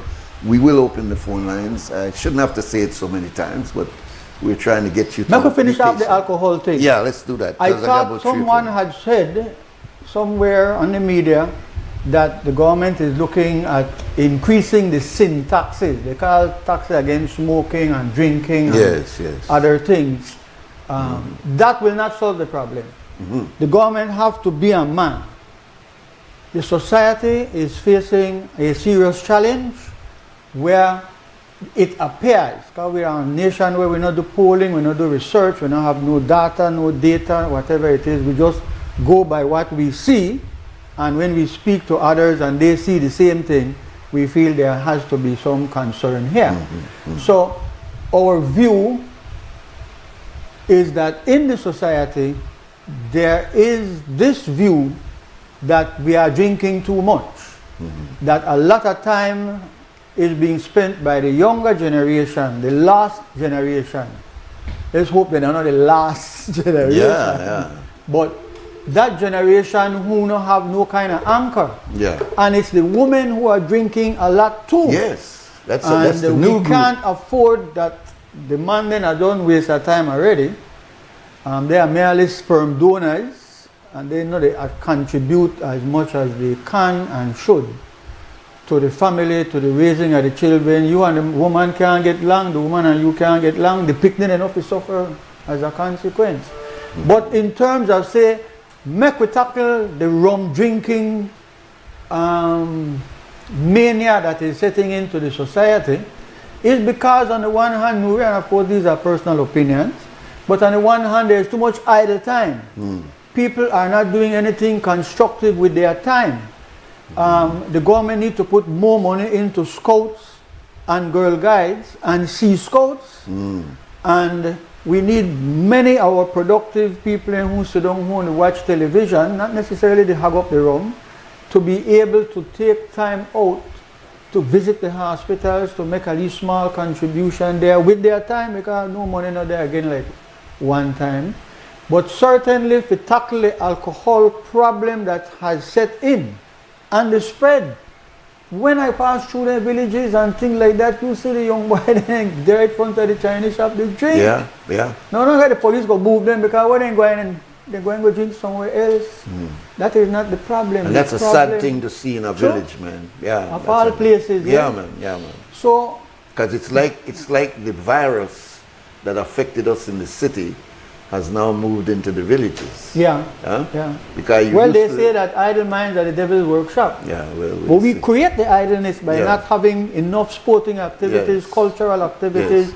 So what can government do? Government need to come straight out and say, through its medical and scientific community, because the Ministry of Health has a responsibility for this. Indeed. They need to come forward and let us get the message from the doctors and the nurses that drinking alcohol is going to lead to several problems. I have tried in my little 10 cents way to say to people one or two times, like, why for the first 10 years and so you feel like you're a lion, you're a sex out your woman, then like you're a Selassie I. But down the road, one of the effects alcohol does to human beings, to men, is that it makes your private impotent. Not important. Important to impotent. To go from being very important. Boy, my boy, they in a marathon. Man, all right. Full on with the rum and see what happened. Especially the strong rum where they give, you know. That is an intentional way to make you get addicted to this alcohol, which is not healthy, man. Ain't nothing wrong if you could control taking a drink and talk with your friend and so, but all you want to do is drink. And our women at the wedding go out to go drink and going home half drunk. We can't build society like that. I support the churches. They need to come out much stronger. They need to tackle this thing up front. Because while I agree that you can't put up no big advertisement, they put half-naked women to promote a product which is harmful. You have to look at the bigger picture as well. There are too many things which are harmful, which are not being tackled. So we could move off from that one. We are against encouraging, enticing our young generation to turn to certain alcoholic products. Alcohol is not good. Do you know that in the United States of America they amended their constitution to ban alcohol production? You know? Yes, indeed. They did that, and then all the gangsters and the criminal people get involved in producing moonshine. They want to make it. It's just like weed. It is a waste of time in the country of Belize to have the police and the courts and the whole system be full on with arrest people, detain people, lock up people, search people, bust in their yard and their house because of marijuana. That is stupid and backward. Because there is no kind of comparison. Nobody where they smoke weed, no, they crush and kill up people and they beat up their woman in their house and so, but rum make them do it. Yeah. Rum turn them into they think they have a thing name. Yeah, and they lose their sense. You know the fight against the rum, but you the fight against the weed. You don't waste time. Nothing police do could stop people from smoke weed. Yeah.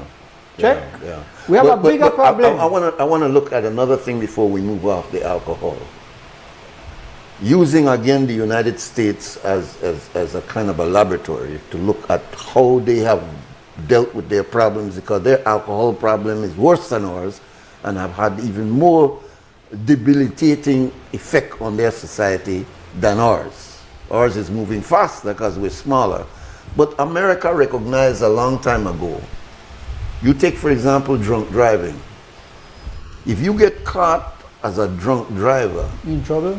You in serious trouble in the United States. Yeah. 50 years ago, you could get away. I had a little drunk. They have seen the effects, yeah. And now they are strict on that. Yeah, you will lose your license, you get locked up, etc. Again, mothers who have lost their children have a thing there in America called MAD. Yeah. Where Mothers against drinking. Yes. So it's not only waiting for government to do something, but it's you who have lost loved ones on highway because you know one drunk driver was there. It's our highways that are so bleak at night that even if you know the drink, you have to be very accident trap. Yes, so therefore there's a responsibility there. Yeah. Also, Brother Dicki, that when you think about how the United States responds to some of their social problems, they don't just wait for the government to step up, but they recognize that, look, we got one responsibility. But we don't have that culture. But we need to build and develop and bring up that culture. But until then, we have to do it. The media, some of the media, they are so tame and lame. They don't want to. They don't make no criticism. Maybe because of the advertising. The government is too slow to tackle the social ills of the country. Yeah. The biggest social ills, I tell you, the biggest social ills, poverty and ignorance. Absolutely. There is no ministry for poverty reduction. Nobody study poor people. You know, make the first and show on the bone out, you know, in the great civilization called the Roman Empire, they build these big called amphitheaters, these big stadiums that could hold a lot of people. And they have all kind of entertainment in the gladiators want to fight with sword and spear and thing. Most of them are slaves who were conquered from other countries. They bring lion in them, man have to fight lions, so everybody could get big entertainment. When Christianity was being attacked by the Romans, they used to put them on a lot of cross in the amphitheater. And they had a good time. Set them fire. And wine was a major part. Oh hell man, even the Roman Empire here is more. Yes. In fact, there's a thing that with Nero. Nero fiddled while Rome burnt because he wanted to be a musician or a Jay-Z. And he wanted to enjoy and get inspired. Frivolity. But our point is this, that you cannot wait on your government. By now you have seen blue and red that listen, ministers, politicians, they stay away from controversial matters. They don't go there. If you don't bring it up, they don't bring it up. There's never a meeting at the House of Representatives where they dedicate time to talk about the problem of alcohol in the society, or to talk about gang violence in the society, or violence in general. They never have time. 1 or 2 minutes I want profile, want to talk about domestic violence. Although nothing changes with that. But the problem is, Nuri is wrong to even bring up the kind of America, then see how government slow and their kind of government is like, but in Belize, you got to put pressure upon the people and make a decision. Every time something happens, call the media and say that sake any politician no want get in and solve the problem. All problems have solutions. There's not a problem we don't have one solution. And one of the reasons why, and you might not believe this, I reluctantly come here for the hour and make enemies with people in high places, is because all of we can't keep our mouth shut. All the way, you know what happened? Too much safety, man. Everybody be lot cautious. Of we get the education and we just use the education for our own self and our own benefit and so, but the society we are living in is not getting better. When the churches, or when a segment of the church, and big respect Pastor Wade, when a segment of the churches zero in on the large advertisements of an unhealthy product with an unhealthy image, it is unfair. When I drive, I have to try hard to not look for anything too long, you know, because they are very attractive. Oh, yeah. There's one somewhere around Water Lane, Muscle Street, there was some half-naked girl, they advertise. I don't want to condemn the product, it's a local product, but we have come like America, take sexy body to promote anything. You want to promote a car, you see a half-naked woman. You want to promote cigarette, you see a half-naked woman. Everything that's, you know, that is a sick society. We don't want to parody them. We don't want to follow them. Please, so I'm glad to hear that, and I'm glad that Nuri has brought it up publicly. Not encourage them to naked up our women just to promote a product. That is going worse than America, man. And I've said this before we take this next break. I've been to Spanish Lookout recently. I don't see none of any kind of advertisement there. In society, no. So it means that the product producer, when they go to them PR people and say, well, coffee. We can't, we know where I sell.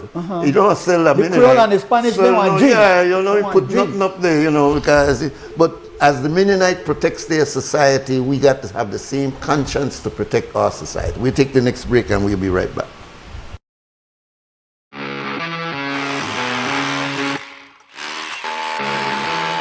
When the job demands more, Milwaukee Power Tools are designed to handle the toughest jobs on the construction site. If it's speed, durability, and performance you need, Milwaukee is the perfect choice.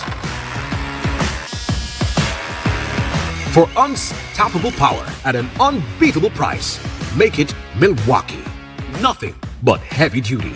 Available at Benny's. Quality and savings.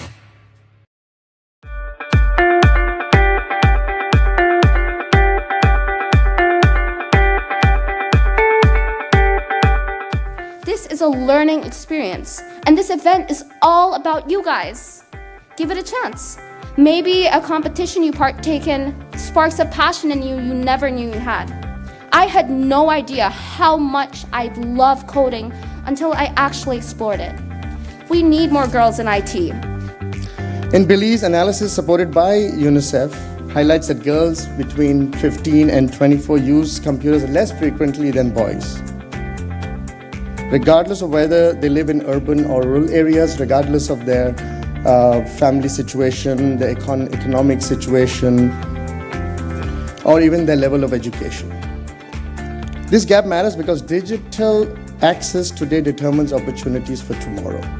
Be Like a Girl was never just about technology. It was about creating a space where girls can see themselves differently, where they can realize they don't have to shrink to fit into spaces. They can grow and transform them, where they understand that they are not just users of technology, but creators, innovators, and leaders.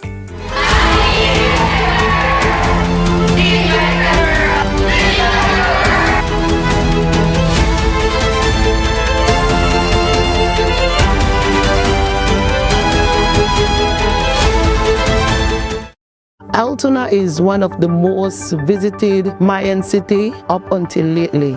The adjacent communities have collaborated together to see how they can get a space here that the wood carvers could actually market and sell their product. Not having the POS machine in the past, we have lost a lot of sales. Atlantic Bank helped supported our business, giving us the opportunity to get the POS machine. Now with the POS machine, we are able to do more sales, and that will, also bring more, finance to our families. Atlantic Bank, building the future together. Nando's Wholesale is your market leader in Belize's wholesale industry when it comes to high-quality products at the most reasonable and competitive prices. With over 40 years in the wholesale business, Nando's Wholesale embraces the partnership of the hotel industry in Belize by providing world-renowned brands in wines, seasonings, condiments, and cleaners in industrial sizes, as well as small and large kitchen appliances and equipment. Nando's also takes pride in providing one of the quietest and most durable air conditioning systems in Belize with technical support and spare parts. Nando's Wholesale. Professional, reliable, effective, and prompt. Nando's Wholesale always delivers. Visit us at www.nandos.bz or send an email to nandos@nandos.bz. Or, even better yet, give us a call today at 222-500 or 280-8080 to speak to one of our sales representatives today.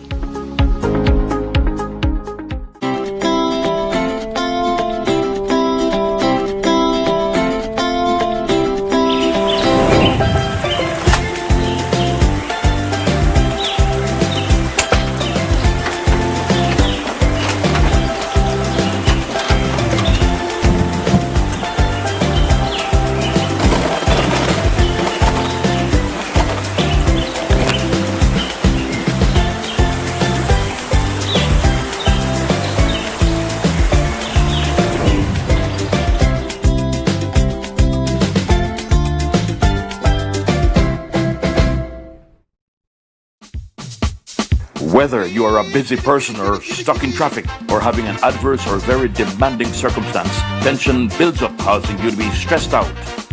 Stress attacks everyone, anytime, any age. And stress is a killer. Palm City? It's best to be alive than dead. So visit Freetown Drugstore to get options to relieve stress and to relax your mind. Yes, sir. What can I do for you today? I'm so stressed out. Okay, I'll help you right now. When I this daily? For 10 days, I am good after that, okay? Okay. Freetown Drugstore, 28 Freetown Road, where you are better off alive than dead. Freetown Drugstore, telephone 223-2876. Amandala is now online. You can now access Amandala's midweek and weekend issues online by logging on to our website at amandala.com.bz/news and joining our membership portal today. There's 5 easy steps to get unlimited access to weekly e-paper, archive publications, and a host of other exclusive contents. Number 1, go to Amandala's website. Number 2, navigate to subscribed areas. Number 3, choose a membership level. Number 4, check out using our secured portal. Number 5, log into the members only section. Telephone numbers 501-280-4703 or 202-4477. Fax us at 501-222-4702, or you could email at amandalapress@yahoo.com or amandalapress@gmail.com. Amandala, all power to the people.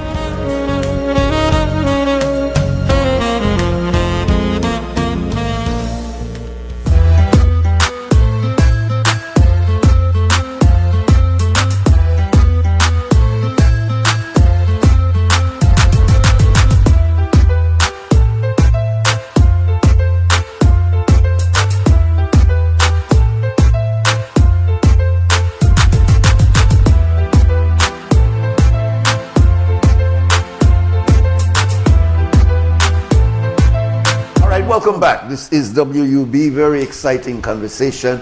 We will open the phone lines now, but we have a few other things that we want to deal with. I wanted to squeeze in very quickly. I have 9 matters. Look I at mine. wanted to squeeze in, let me start with this one. That 2 of my colleagues in the legal profession brought to my attention yesterday that CREM, and only CREM does these things, CREM Mose was bringing up what is an obvious problem, but the solution is a little hard. That a person who had been investigated and charged by the police, taken to court for molesting a minor, has now been investigated and arrested and charged for molesting another minor. In other words, she has committed, allegedly committed the offense 2 separate times with a big time frame in between. So that he was granted bail on the first occasion. He's out on bail, and clearly something is wrong, that he's accused of doing the same thing again. Yeah. So Mose was conducting an excellent discussion, according to my friends, and people were contributing. And I want to share this with your viewers and listeners. In relation to crack and the same matter of alcohol, persons are arrested and taken to court. There is a need in Belize. We don't reach the stage yet with child molesters, pedophiles, and sex deviants or whatever. We haven't reached there, but it's time we start discussing it. And so, when the government may come with this stupid business about 13th Amendment, they may want to come to a court where they deal, just lock up all them and they go to jail 5 years. I think they want to increase the amount. Can I jail for 20 years? It no matter to them. That's a financial solution. Any short-term, quick fix thing will look like the public want to bite on that, show that to them, and solve the problem. I was in court and I saw a lady. The police said to me later, and I could suspect, that she's a crackhead. Sorry if you use that term. Now, Papa Curly, crack is a killer. Whitney Houston, when they accuse she had to take crack or take cocaine, she may say, crack your whack, and I depend on that. Poor thing. But you could just see, right? So anyhow, she got in trouble and they are denying her bail, and she was not given bail because they don't want crackhead and they going out, they go maybe offend again. Men, I think like for at least minimum 15, 20 odd years, in the judicial system, there has been talk that we need a court, or we need a section of the court, where when you have persons who are addicted to drugs and they become a nuisance to the society, or they are a risk to their own children and family and they neglect them and so, you need to have people who have some insight and background to deal with that. You don't drag me into criminal court and then you send me to jail. How does that help? Isn't that almost like dealing with people with mental health issues? Well, unfortunately, you see, we'll bring up another system where we have just throw them in a jail. Dr. Lyndon Jones, one of the brightest of the new attorneys that have come back and is helping in the criminal section. A lot of lawyers don't know nothing to deal with that. I understand that. But Dr. Jones was saying to me, of the number of persons, which numbers over 40 mentally ill persons on the face of it, who when they take them to court, the court can see, the magistrate can say that the way the answer or not the answer, the way they conduct yourself, just in that short space of time, the court carries out the duty it has, that maybe we need to do an evaluation on this person, the type of crime, how he do it, how he's alleged to have, and so 40 odd persons are in prison, remanded, they're not convicted, they're just sent there to get a psychiatric analysis. So the court no chance on crazy man then, and that is the law. Guess what? There is no psychiatrist. No psychiatrist, man. You take somebody who maybe the family struggle to try to help them. I know in a personal case, I go to the police many times. We get the person and we take him to the clinic and they give one injection, they help him if he sleep, they help him in mind for rest. It's a complicated matter, but listen, we need to do it. We are probably the only society. We are probably the only society that does not have a hospital for mentally ill persons. Oh, you're here and I have mental health week. And they're in Italy and they're in all exotic places that is conference and so, but on the ground, there's nothing there. Walk out there Nothing there. We got a number of other areas. Well, I wanted to bring up this other matter. I just wanted, just as a program note, tomorrow our guest is psychologist Dr. Michael Medina, who will be touching on exactly this issue of mental health disorders. Persons that need help, no? Let me hurry say this. And this is coming from Krem. This is coming through Krem. Kind of like the Lebanese poet, Khalil Gibran. No, he never said the moving finger, right? He said, that's Omar your Khayyam. children, yes, that Rubaiyat of Omar Khayyam. Yes, yeah. But Khalil Gibran has said that your children, though they come through you, they come not from you. Exactly. You have to remember your responsibility. Exactly. That comes from the universe, that comes from the maker of it. Indeed. So this is coming from Krem, true Krem, that we need in the society to have a police appreciation day. Boy, say that again. We need in the society of Belize, where we have 3,000 police officers, many are near good, decent citizens, many, the majority, we need to formally have a police appreciation day. Yeah. And new minister of the police don't do what the other ministers they do. Just come in and do the same thing and nothing change, nothing improve. You need a proper trained human resource. You need personnel managers in the police department. It is too big to expect the commissioner to be in charge of operations, strategy, crime fighting, and all the other responsibilities for him to be bogged down over personnel matters. A lot of police are dissatisfied and frustrated with how they are treated. People get promoted and not get their salary. People get letter and they're promoted and they not get their uniform and not get their stripe. I know one of the best police prosecutors I saw the letter that he's been offered a promotion from sergeant to probably inspector, but he has to take up the post in a village down south. This was a prosecutor, a man who for years distinguished himself among lawyers as challenging their views, doing the research, win a case. I wish I could call the name, but they are victimized if I do so. And let me show.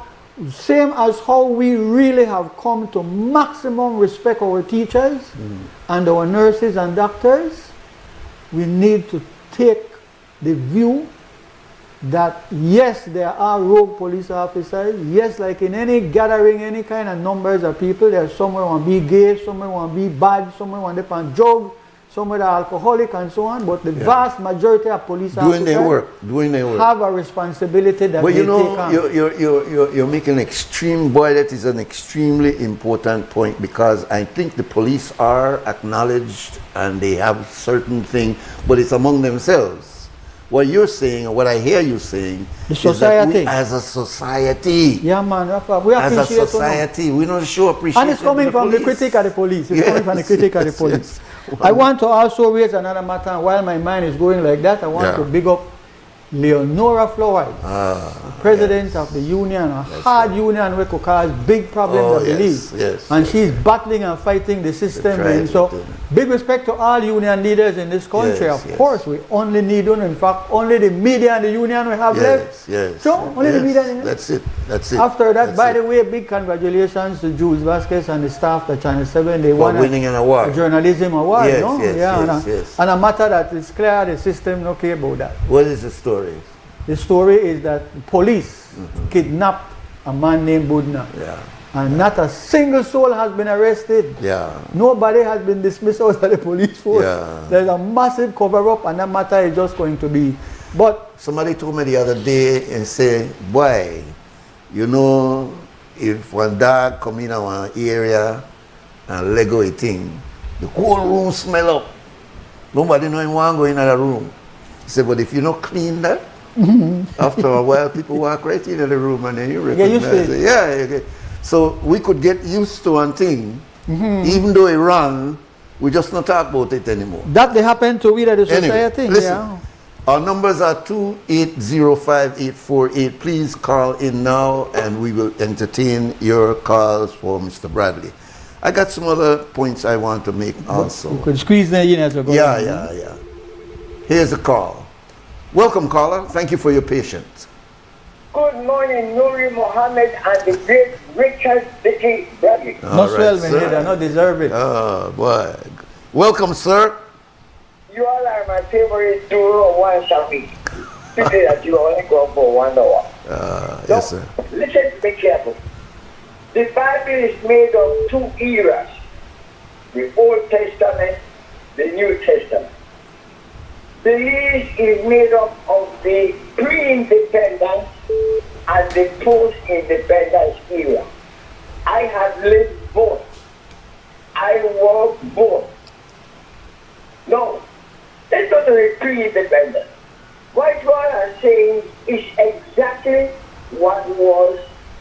the pre-independence era. Now, some people call it colonial. The British left us 1964. Let's get it straight. They left us. We used to do what we feel like doing. We opened the Punta Gorda Road. I went to London to borrow money to put electricity because the country never have, etc., etc. But here I go, and I think so Richard can tell me what happened to our legal system the day after independence. And I tell you why. Before independence, we went into independence with only 2 persons remanded for murder. Oh, we have grown. Who murdered the Cod. by my before. 2 murders. The slave was clean. We had 184 prisoners in jail, in prison. I was minister of prison once, so I know more of this. As independence came, the gates of hell broke open, and we got into 34 murders. I forget the year. 34 murders. And it gone up till it came to 146. Then those laws. I have a long answer for you, caller.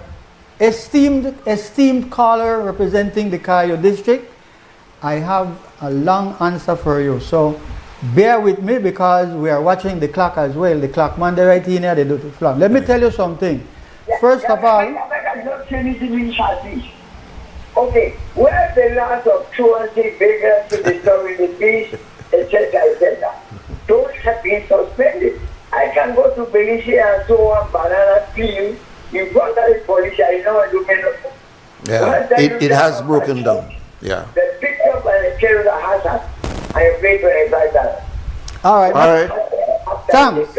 Let's get it long. What may have happened. Yeah. Thank you. All right. Thank you very much, John. First of all, sir, thanks for calling. You are a gem. You are a special human being. Yes. And I am honored that you called while I am here for a few minutes. I have a long answer and I will try to make it short. On the 1st of August of this year, it will be a national holiday where we pay nominal lip service to the end of slavery. There was a time, sir, when black people, not the Garinago, the black Creoles, were the vast majority of the population of the country. Because of migration into Belize, that has significantly changed. Just a minute, bear only patience with the caller. I want to answer one thing. What has happened is that... Good morning, gentlemen. Hold on a second, caller, please. What has happened is that we have been struggling to get our independence from the British government for such a very long time that we lost some of the important things on the journey. On the journey out of slavery from Egypt for the children of the Israelites during the period when it was decided that time for them to stop the journey, they are going to get their independence and their country. That is when the great leader Moses, who never did reach the promised land because he was upstart to God, according to the Old Testament, he talked back to God, which is the first sign of indiscipline. But along the way, this is where all those major teachings and indoctrination arrived, including the 10 Commandments. Moses wrote many, many commandments. So we had a journey, but we learned nothing along the way because we gave up. If it was not for people like Mr. Silva and the many supporters of George Price, that we would probably not have gotten our independence. But from independence 81 till now, the world has changed. We have been completely indoctrinated by the culture from the United States of America, which has to do with drugs and nakedness and disrespect for women and a failure to do some basic things in the society. That's the big problem we really face. All right. Welcome, caller. Okay, good morning, gentlemen. Good morning, wise council. How you all do? Morning. We're good. How are you? Yeah, I've called this station a couple times ago to record my chagrin with the office of the DPM, his constituency office in the Lee City. Yeah, but you caller, you've called before, so you've got to make it really short because you've given us this before. Give me seconds, I will wrap this up. All right. From last year, I've been trying to procure some documents from him, and sometimes every time he say, come down, and I go there. Sometimes I go there 6 days a week, nothing from one live to the next live. I left it with the security guard, I left it with me so and so and so. I live out district. Every time I go there, I'm spending between $7,500 in gas alone. Yeah. Someone have some sober mind? Thank you. All right, sir. Good. I want to call out a lady named Kalani. She will know who she is because she has asked me for a copy of one of my favorite books, Animal Farm. And I had it. I took it to the office. I took it back. I had it in my vehicle. So can I tell you, don't contact me right now because somebody else beat you to the punch. They saw it and they wanted to hurry read it, and in fact I couldn't resist, so I said, long as you return it, which of course will not happen. That's why I don't lend out books. But I'll get another copy for you because I'm glad that your interest remains. It's 2805848. Let's go ahead and take this last break and come back, and one next break? Lone phone calls. Yeah. Maria's was planned to open in 2020, and that's when COVID came. I thought the dream was dead. People would come to my house, they would purchase the copies from there. That gave me the little confidence, like, okay, I could do this. Atlantic Bank, of course, helped me take the next step. Once I had their support, it was smooth sailing from there. This business is my life. It's literally what provides my family with food and employment. I employ 3 family members, so it's really everything for us. Atlantic Bank, building the future together. Belize wakes up connecting to opportunity. And across our country, the work to keep Belize connected continues. SMART continues expanding our network across the country, bringing stronger coverage to more communities.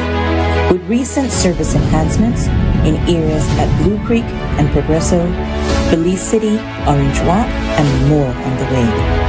We're bringing education closer to home, empowering entrepreneurs to grow their businesses, supporting industries that drive our economy, and keeping families connected wherever life takes them. With every expansion, we are investing in the infrastructure that moves Belize forward. Because connection isn't just about signal, it's about opportunity, progress, and the future we are building together. SMART, bringing people together. This Mother's May, celebrate the woman who makes the house feel like home all month long. Great deals like 15% off bathroom and kitchen fixtures from Moen, Hansgrohe, and Duraflow. Plus 15% off Hispasensa tiles, Stormguard windows, and 40% off Sunlight windows. And 15% off Berger paints and huge savings on clearance colors. So come in to Habet and Abet or Brothers Abet, call us or WhatsApp us today and make this Mother's May one to remember. Happy Mother's Day to all marvelous moms. Amandala is now online. You can now access Amandala's midweek and weekend issues online by logging on to our website at amandala.com.bz/news and joining our membership portal today. There's 5 easy steps to get unlimited access to weekly e-paper, archive publications, and a host of other exclusive contents. Number 1, go to Amandala's website. Number 2, navigate to subscribed areas. Number 3, choose a membership level. Number 4, check out using our secured portal. Number 5, log into the members only section. Telephone numbers 501-280-4703 or 202-4477. Fax us at 501-222-4702, or you could email at amandalapress@yahoo.com or amandalapress@gmail.com. Amandala, all power to the people.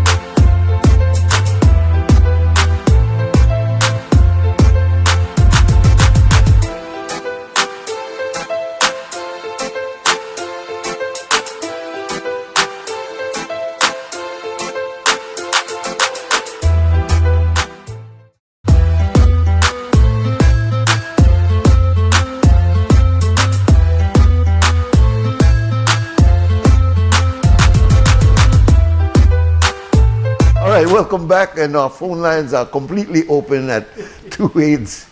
We can't share the conversation with what they call it, the director's cut. Yeah. 280-5848, and we welcome you to call. And all right, Nuri, you know what I was thinking when I got up this morning? I said, oh man, I want to make Nuri talk me to go on the radio and TV. I'm glad you accepted, brother, and a lot of people out there are also glad that you accepted. And by the way, I get a lot of feedback from people in the diaspora when you're on, by the way.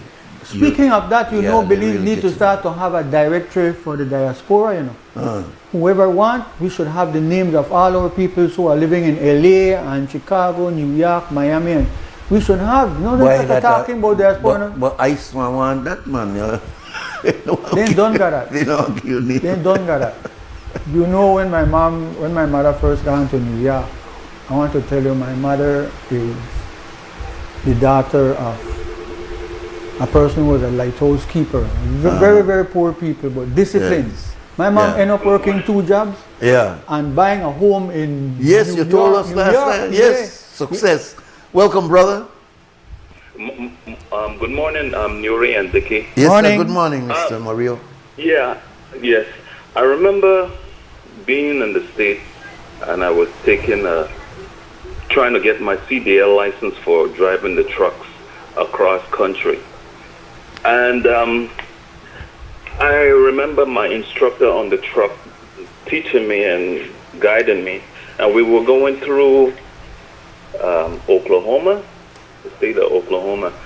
And he said to me, do you know that the American Indians here in America have the highest rate of suicidal deaths and alcoholism?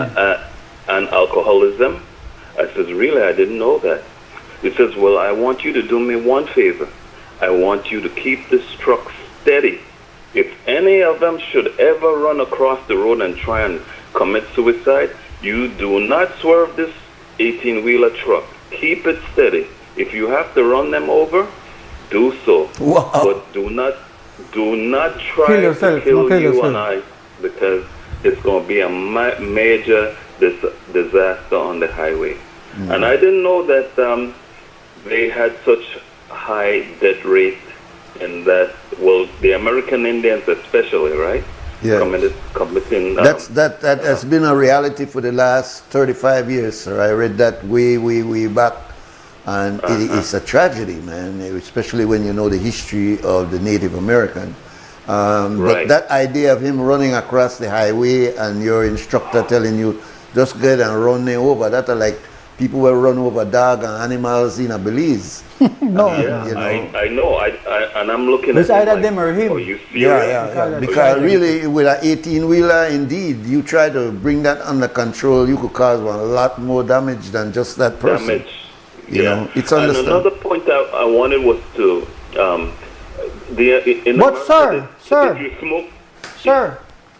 Sir, let me interject for just half a minute.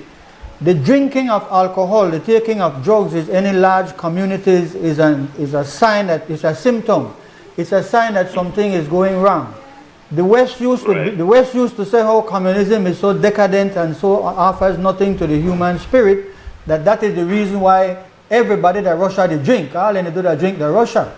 And so what you have just raised, which is now a fact, that these people, the original people in North America, that they were run off their own land, put into concentration camps, signed false treaties where they thought they would be left alone to roam and so on and so forth.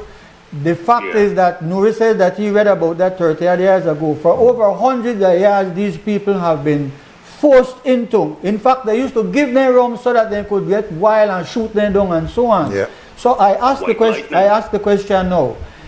Is there a symptom or more than one symptom that we in the Creole community of Belize, especially on the south side of Belize City, have sort of like become so weak that lot of way they give in to smoke weed, smoke cigarettes and drink rum instead of with the help with Girl Guides and Scouts and Sea Scouts and other things which are more productive.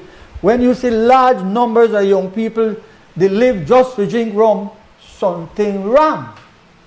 Yes, I was just going to get to that point, Dicki. Okay. In America, they have on the back of the cigarette, smoke at your own risk, or Surgeon General said something on the back we have it on of the cigarette. They have done that here. I remember Dr. Vanzi is the one that insisted that they do that in Belize. That's been on Belize cigarettes now for about 20 years. It hasn't slowed down the smoking, by the way. I didn't know. I didn't know that the cigarette, if you hold up the cigarette, you're going to see some gray lines going around the cigarette. I didn't realize that was gunpowder. The gunpowder keep it lit from one circle going down. If you light a weed, you have to light it more than one time to keep it lit, right? We wouldn't know. But with the cigarette, it stay lit all the time. Yeah. I didn't know it was gunpowder that keep it lit from one ring to the other. It's funny, I've never heard that, because that would mean that you're dead from the gunpowder more than from the nicotine, you know. But thank you for the information, bro. We're going to try to get some more calls this morning. Thank you. Take care. 280-5848. We have no more ads, so you're free to call in now before the end of the show. But here we go again. Welcome, caller. Hello, and Dicki and Nuri. This is Sandra Coy. Welcome, sister. Good morning. Native American situation. At the beginning of the 80s, a study was done of children born to Native American parents, where both parents were alcoholics. And all the children, there was not one in the study that was not neurological errors, and as a consequence demonstrated psychological impairment. None. And when you study the black population in the United States, when you study, because colonialism is not a domination of Europeans. Long before the Europeans expanded across the Atlantic, colonies were being created by the Romans, by the Chinese, all over. And in every instance, but particularly in the latest colonization process, what you see is a mechanism is set in place to control the population, the enslaved/colonized population. They can't afford for that population to rise up. So what did they do? What did the Romans do with their own people who were separated from their lands by taxation? They turned them into an urban lumpen proletariat that Karl Marx would call, who had nothing to do. They were the people who made up the population that attended the Colosseum to see the gladiator fights and all of that. It was they. And it was also they who would convert to Christianity down the way. Because there comes a point in time when a population becomes tired of being aimless, mindless, and undisciplined and all of that goes with it. And we are in the same track. as the Native American, why have they done it to the Native? That has been done to the Native Americans, to the First Nation people. That has been done to them. It's not that they chose to become alcoholics. That was done to them because the liquor that was being said to them was liquor that was made in Europe. Its origins were in Europe. That was fed to them. And then when they began sugar production and rum in the Americas, they gave it to them. So alcohol has been used as a control mechanism, particularly of the young, as is now marijuana and cocaine and all of that. But we don't want to admit it and accept it, Nuri and Dicki. We do not want, right on this very radio, along with all the other radio stations when they were legalizing the 10 gram, everybody was busy promoting it. Nobody stopped to question what is being done to the young. One minister even told us that he approved of it because they're going to become laid back. I don't remember the term he used, but that was what he wanted to say. They were going to become laid back and happy. Which laid back and happy? Go to Honduras in Ocotepeque, Department of Ocotepeque, Tencenti. They put up a sign in all the health centers. Do not have intercourse with your partner for 48 hours if you have been drinking. Because rum affects sperm production. Can I say this, Sandra? And if rum affects sperm, you don't think it affects the egg too? Yeah. Sandra, can I just interject? I want you to continue, but there was a doctor, maybe I should mention his name. You know, he was, of course, a pediatrician at the Carl Kushner Memorial Hospital. He stopped me one time, this was almost 25 or 20 years ago. He said, Nuri, do you know the extent of brain damage that we will be seeing in our young population because of the level of alcohol consumption on the part of their mother and the diet that they have, that the brain of the child is not being properly developed? So you're telling me the same thing that you see what has happened with the Native American. It's not a formula just there. You remember you and I used to talk about the Boxer Rebellion and what the British did to make sure that these people who would consume opium. So I'm sorry to disturb you. Go ahead, Ellen. We have to be prepared.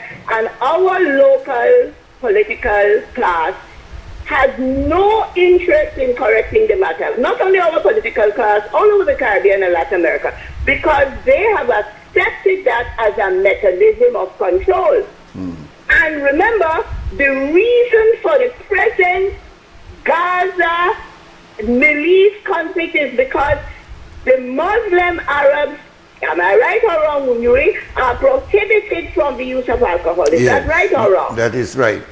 That is correct. Prohibited. And the United States and the Western world do not want, they want to be able to access the Middle Eastern young. They want control over them.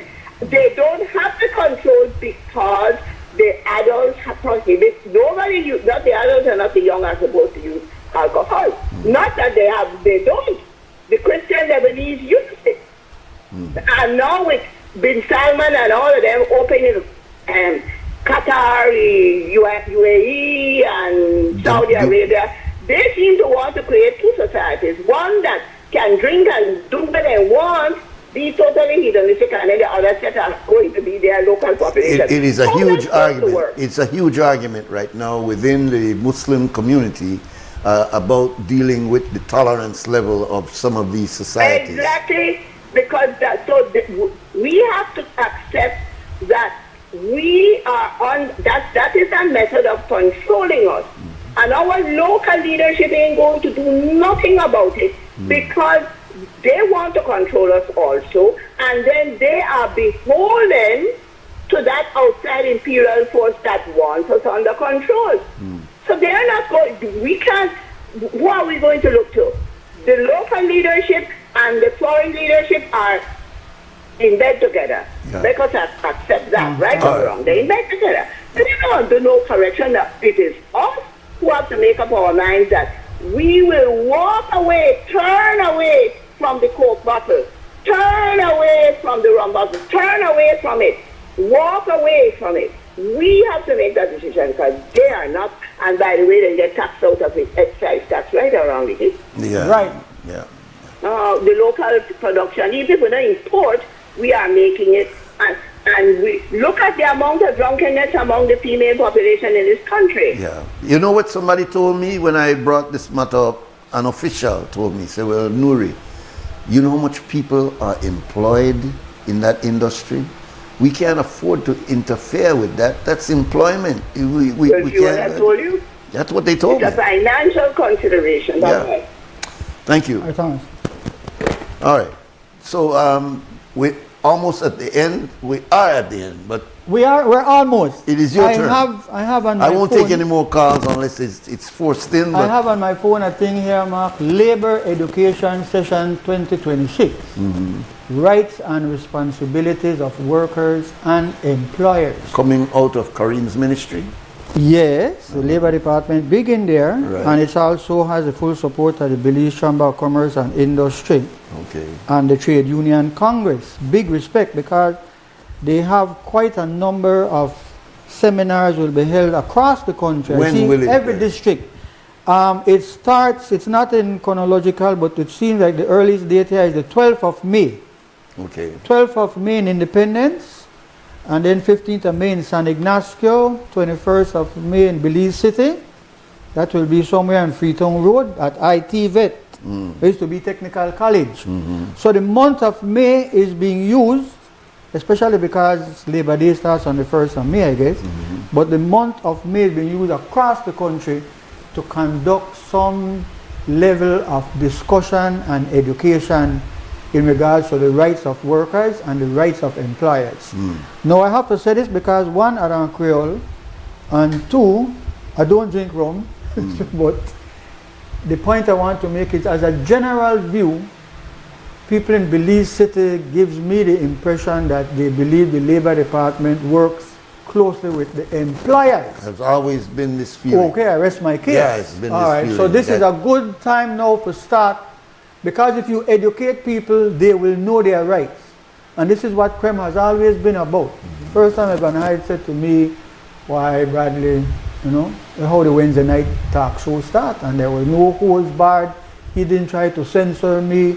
He didn't try to say like, why, you're a night man, you're an antagonist. PUP and UDP get it over the years. I get the same education, sense of no? us here. Never had anything No kind of from censorship no, or the control. chairman, So no call that's you for amazing. it, no kind of why you Yeah. shouldn't have me, or maybe you should have. No, That's amazing. And that So- level of freedom, and I extend that also to the Son Most High. There's yeah. no censorship that Yeah. takes place back here. So I say that because this is a very good initiative. This needs to be applauded. It needs to be encouraged. Yeah. It needs probably to be done more than just one session in the whole of Belize City and in each district. It is support. Education is an ongoing thing. That We're is all the learning. most important thing. So also let me add to that. What a And there's wonderful one thing. supposed to be, I just saw it from Dylan Vernon, that there's something also with with Assad. They're supposed to have a virtual seminar.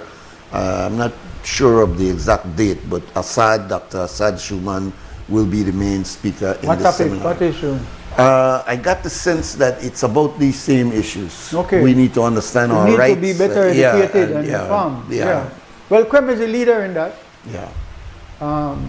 We need to try and help see how CREM could expand its coverage. And I see also that Dr. Vincent Palacio is a more activist Yes, I individual. must say you be the reach out, no? UB is getting involved. Yeah, in big that. respect He that. has not reached out to us here at CREM. I don't know why. I mean, I've called him several Yeah, times. little by but little. to get involved in this type of popular education. CREM is anti the system, so maybe, it takes a while. maybe. But he's Yeah. coming with the sentiments of let's check the system. No, man, we have to have public Yeah, check the education because system. down the drain we go. Indeed. You don't need and no you know, one of the things that amazed me when I was young and going to school, I happened to have been going to school during the 60s. Anglican or Catholic?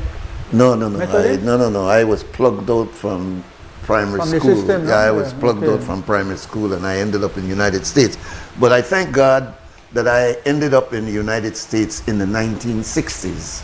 When the United States was going through an identity issue about its own Major. self. And the point I'm making here is that the campus, the college campus where I attended was robust.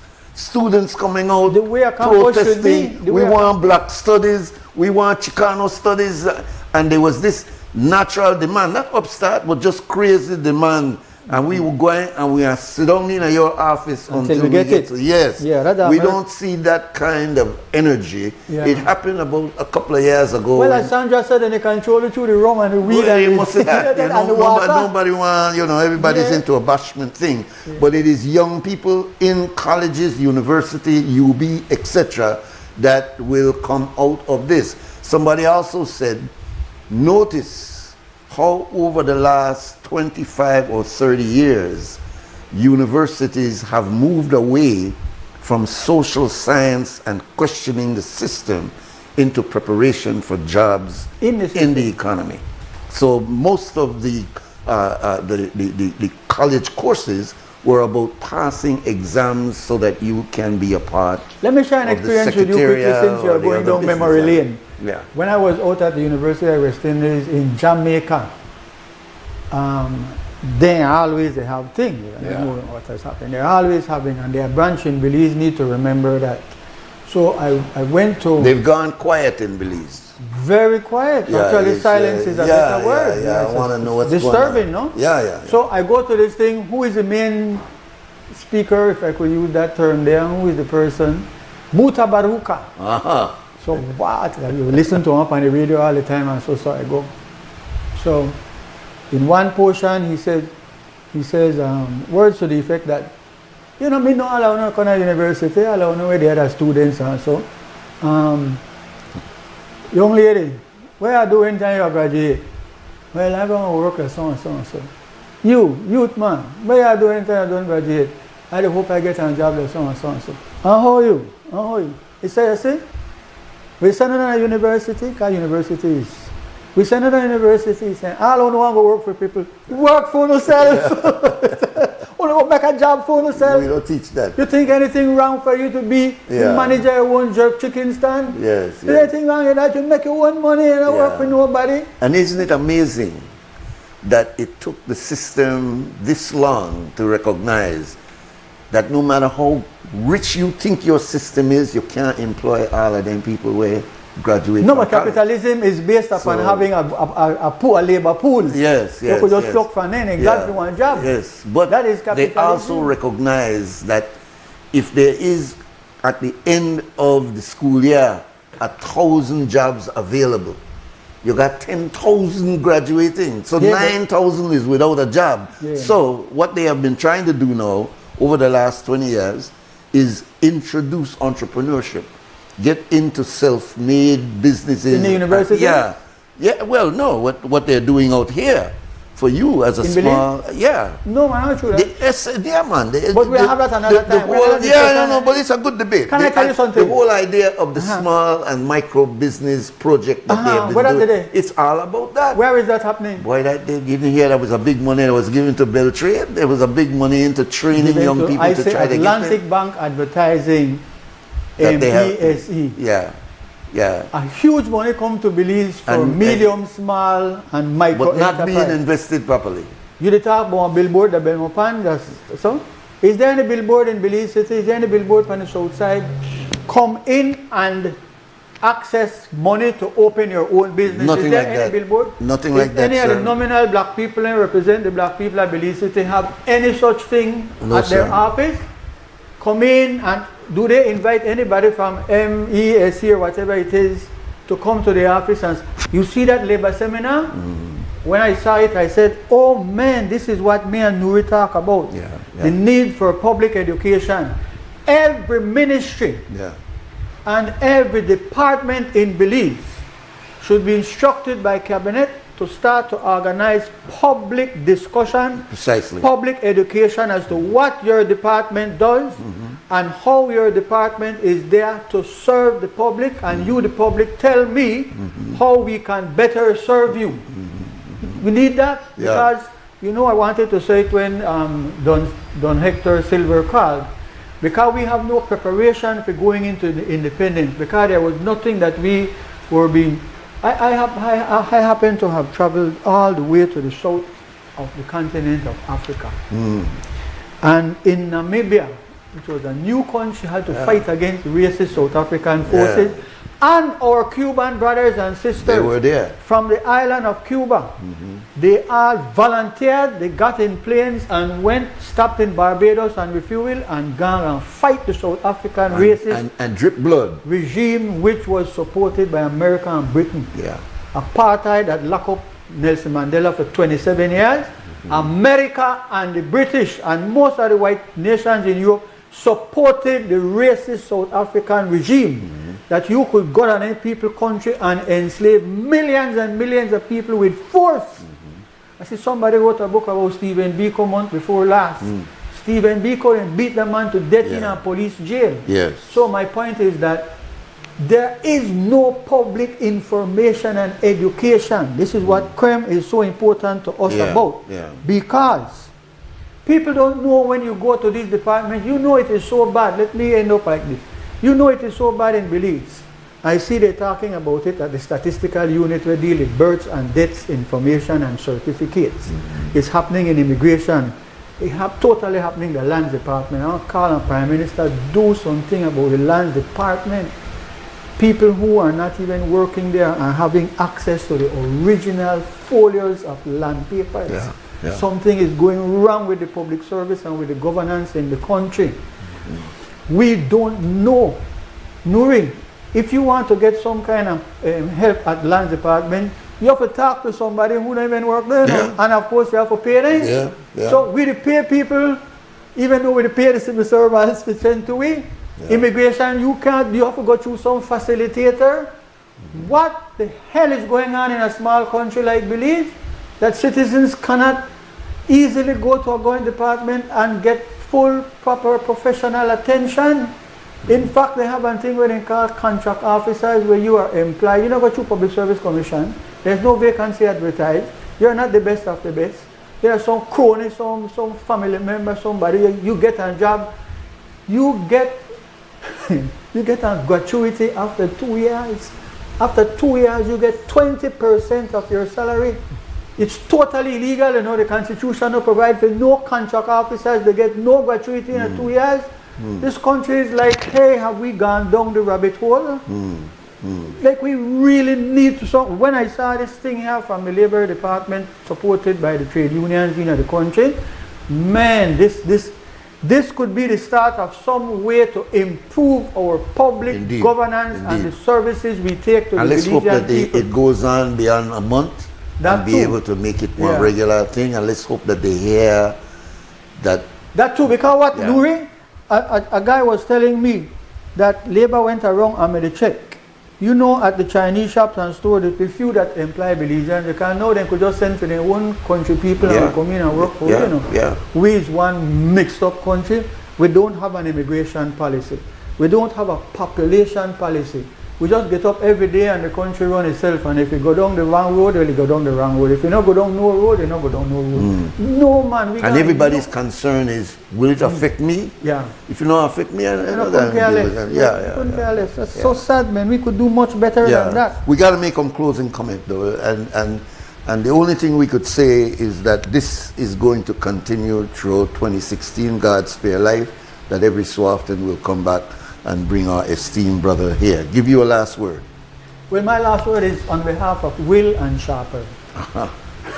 First, tell us who is Will and Sharper, our heroes. In Belize, back in the bad old days, when there was slavery in our country, there were 4 recorded rebellions. Black people couldn't read, our ancestors, they couldn't write. So we don't hear nothing from them, we don't got nothing about them. But in the white people's writings, because they had to write letter to Jamaica, please send one ship with soldiers because then black slaves are out of hand.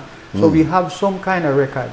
So we know that there were 4 different times in the history of slavery in Belize that the slaves rebelled against their slave masters.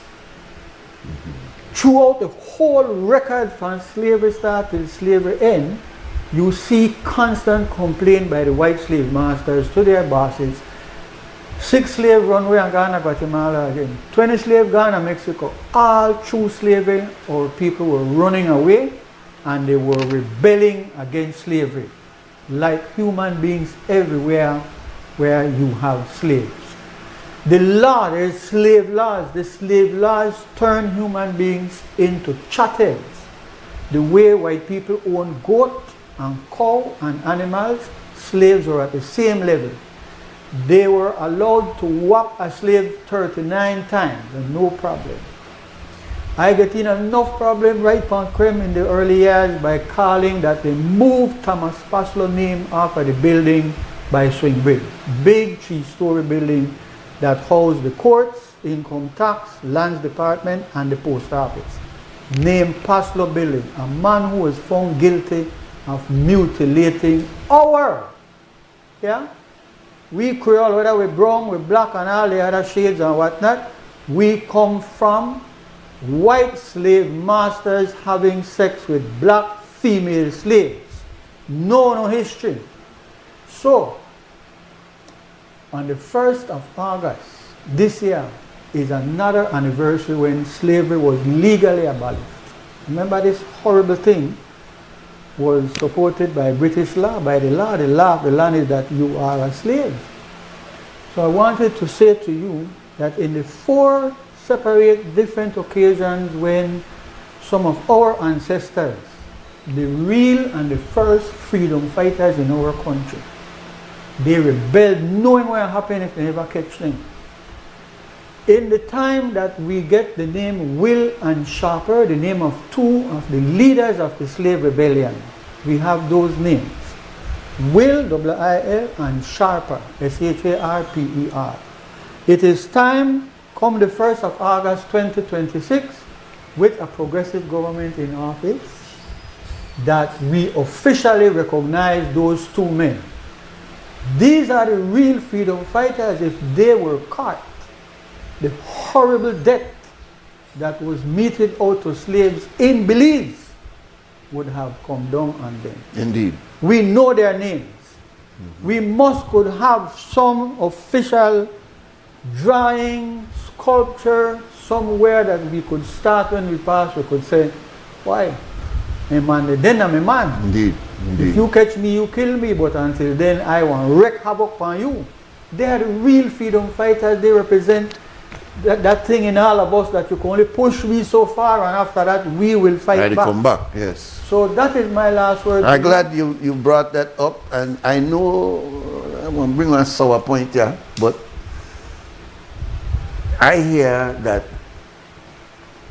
when they decided that they would make a monument in honor of Sir Isaiah Mata, that they gave the contract to a person from Mexico. I'm not sure if they gave him a photograph or what it was. It wouldn't be a photograph. Isaiah looks so. I don't know, boy. Isaiah, that is one of the ugliest statues that I have ever seen in honor of It's not a picture of the Planet of the Apes. It's an ugly picture. When are we going to take that down and put up a rendition? We've got people like Stephen Okeke who has done excellent. And I don't necessarily try to give Stephen one job. You know, I'm just saying. That was something we did over 30 years ago. The man never knew what to do. He just put up and we may happy just we got one plaque or one statue. Okay?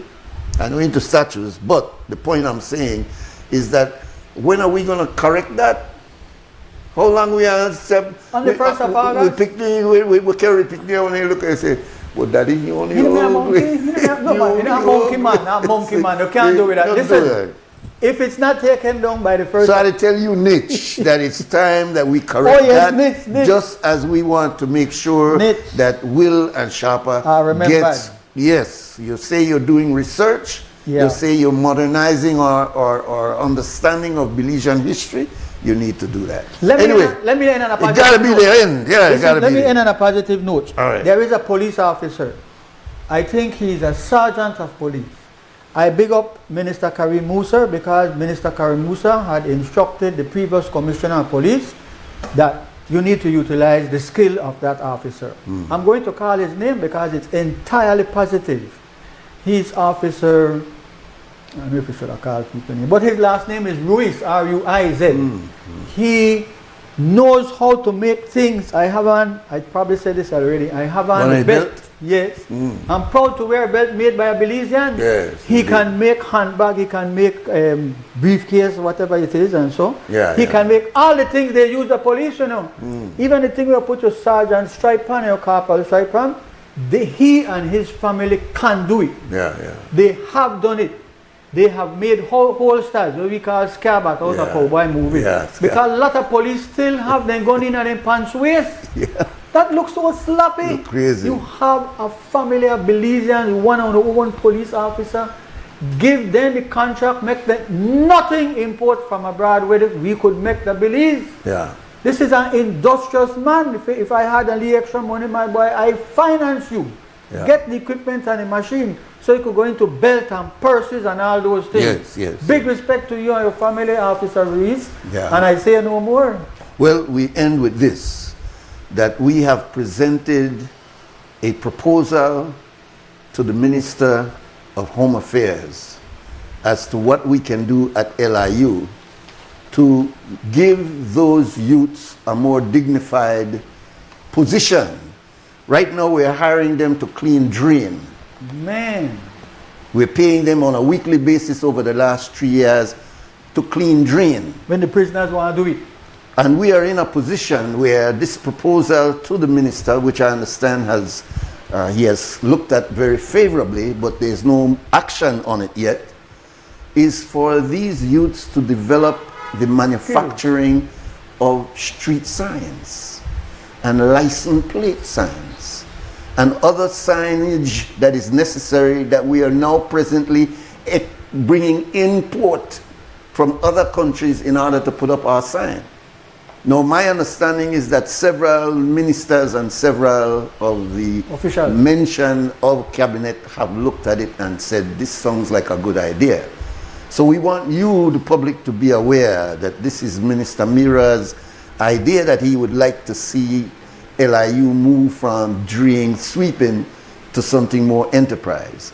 So we've presented a proposal, which we hope now will become actionable, that we can develop a manufacturing of signage, street sign, highway sign, license plate sign, all of these areas here. Just give us the opportunity, and we hope you cabinet colleague will give your support to your colleague, Minister Mira, so that we can get started on that project.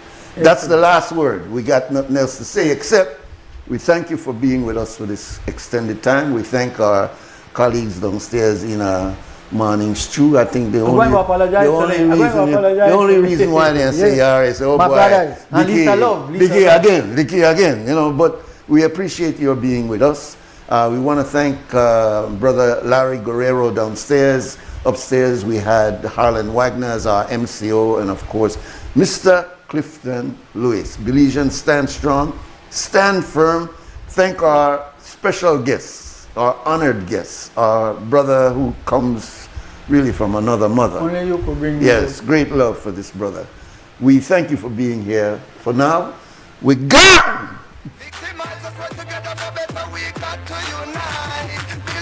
Wake up, Belize, wake up, Belize. Another day is here. Wake up, Belize, wake up, Belize. We gotta keep moving, na na na na. Wake up, Belize, wake up, Belize. Everybody gotta put their time in. Wake up, Belize, wake up, Belize. Voice our opinion and place your calling. Get up, make every day count. Don't waste it, people. Do your part, play around, get where you need to. You can tune in for work or in your vehicle. If you got a problem, pick up the phone. Why wait till the time calling is the show? It no matter even if you're at home. Just call in.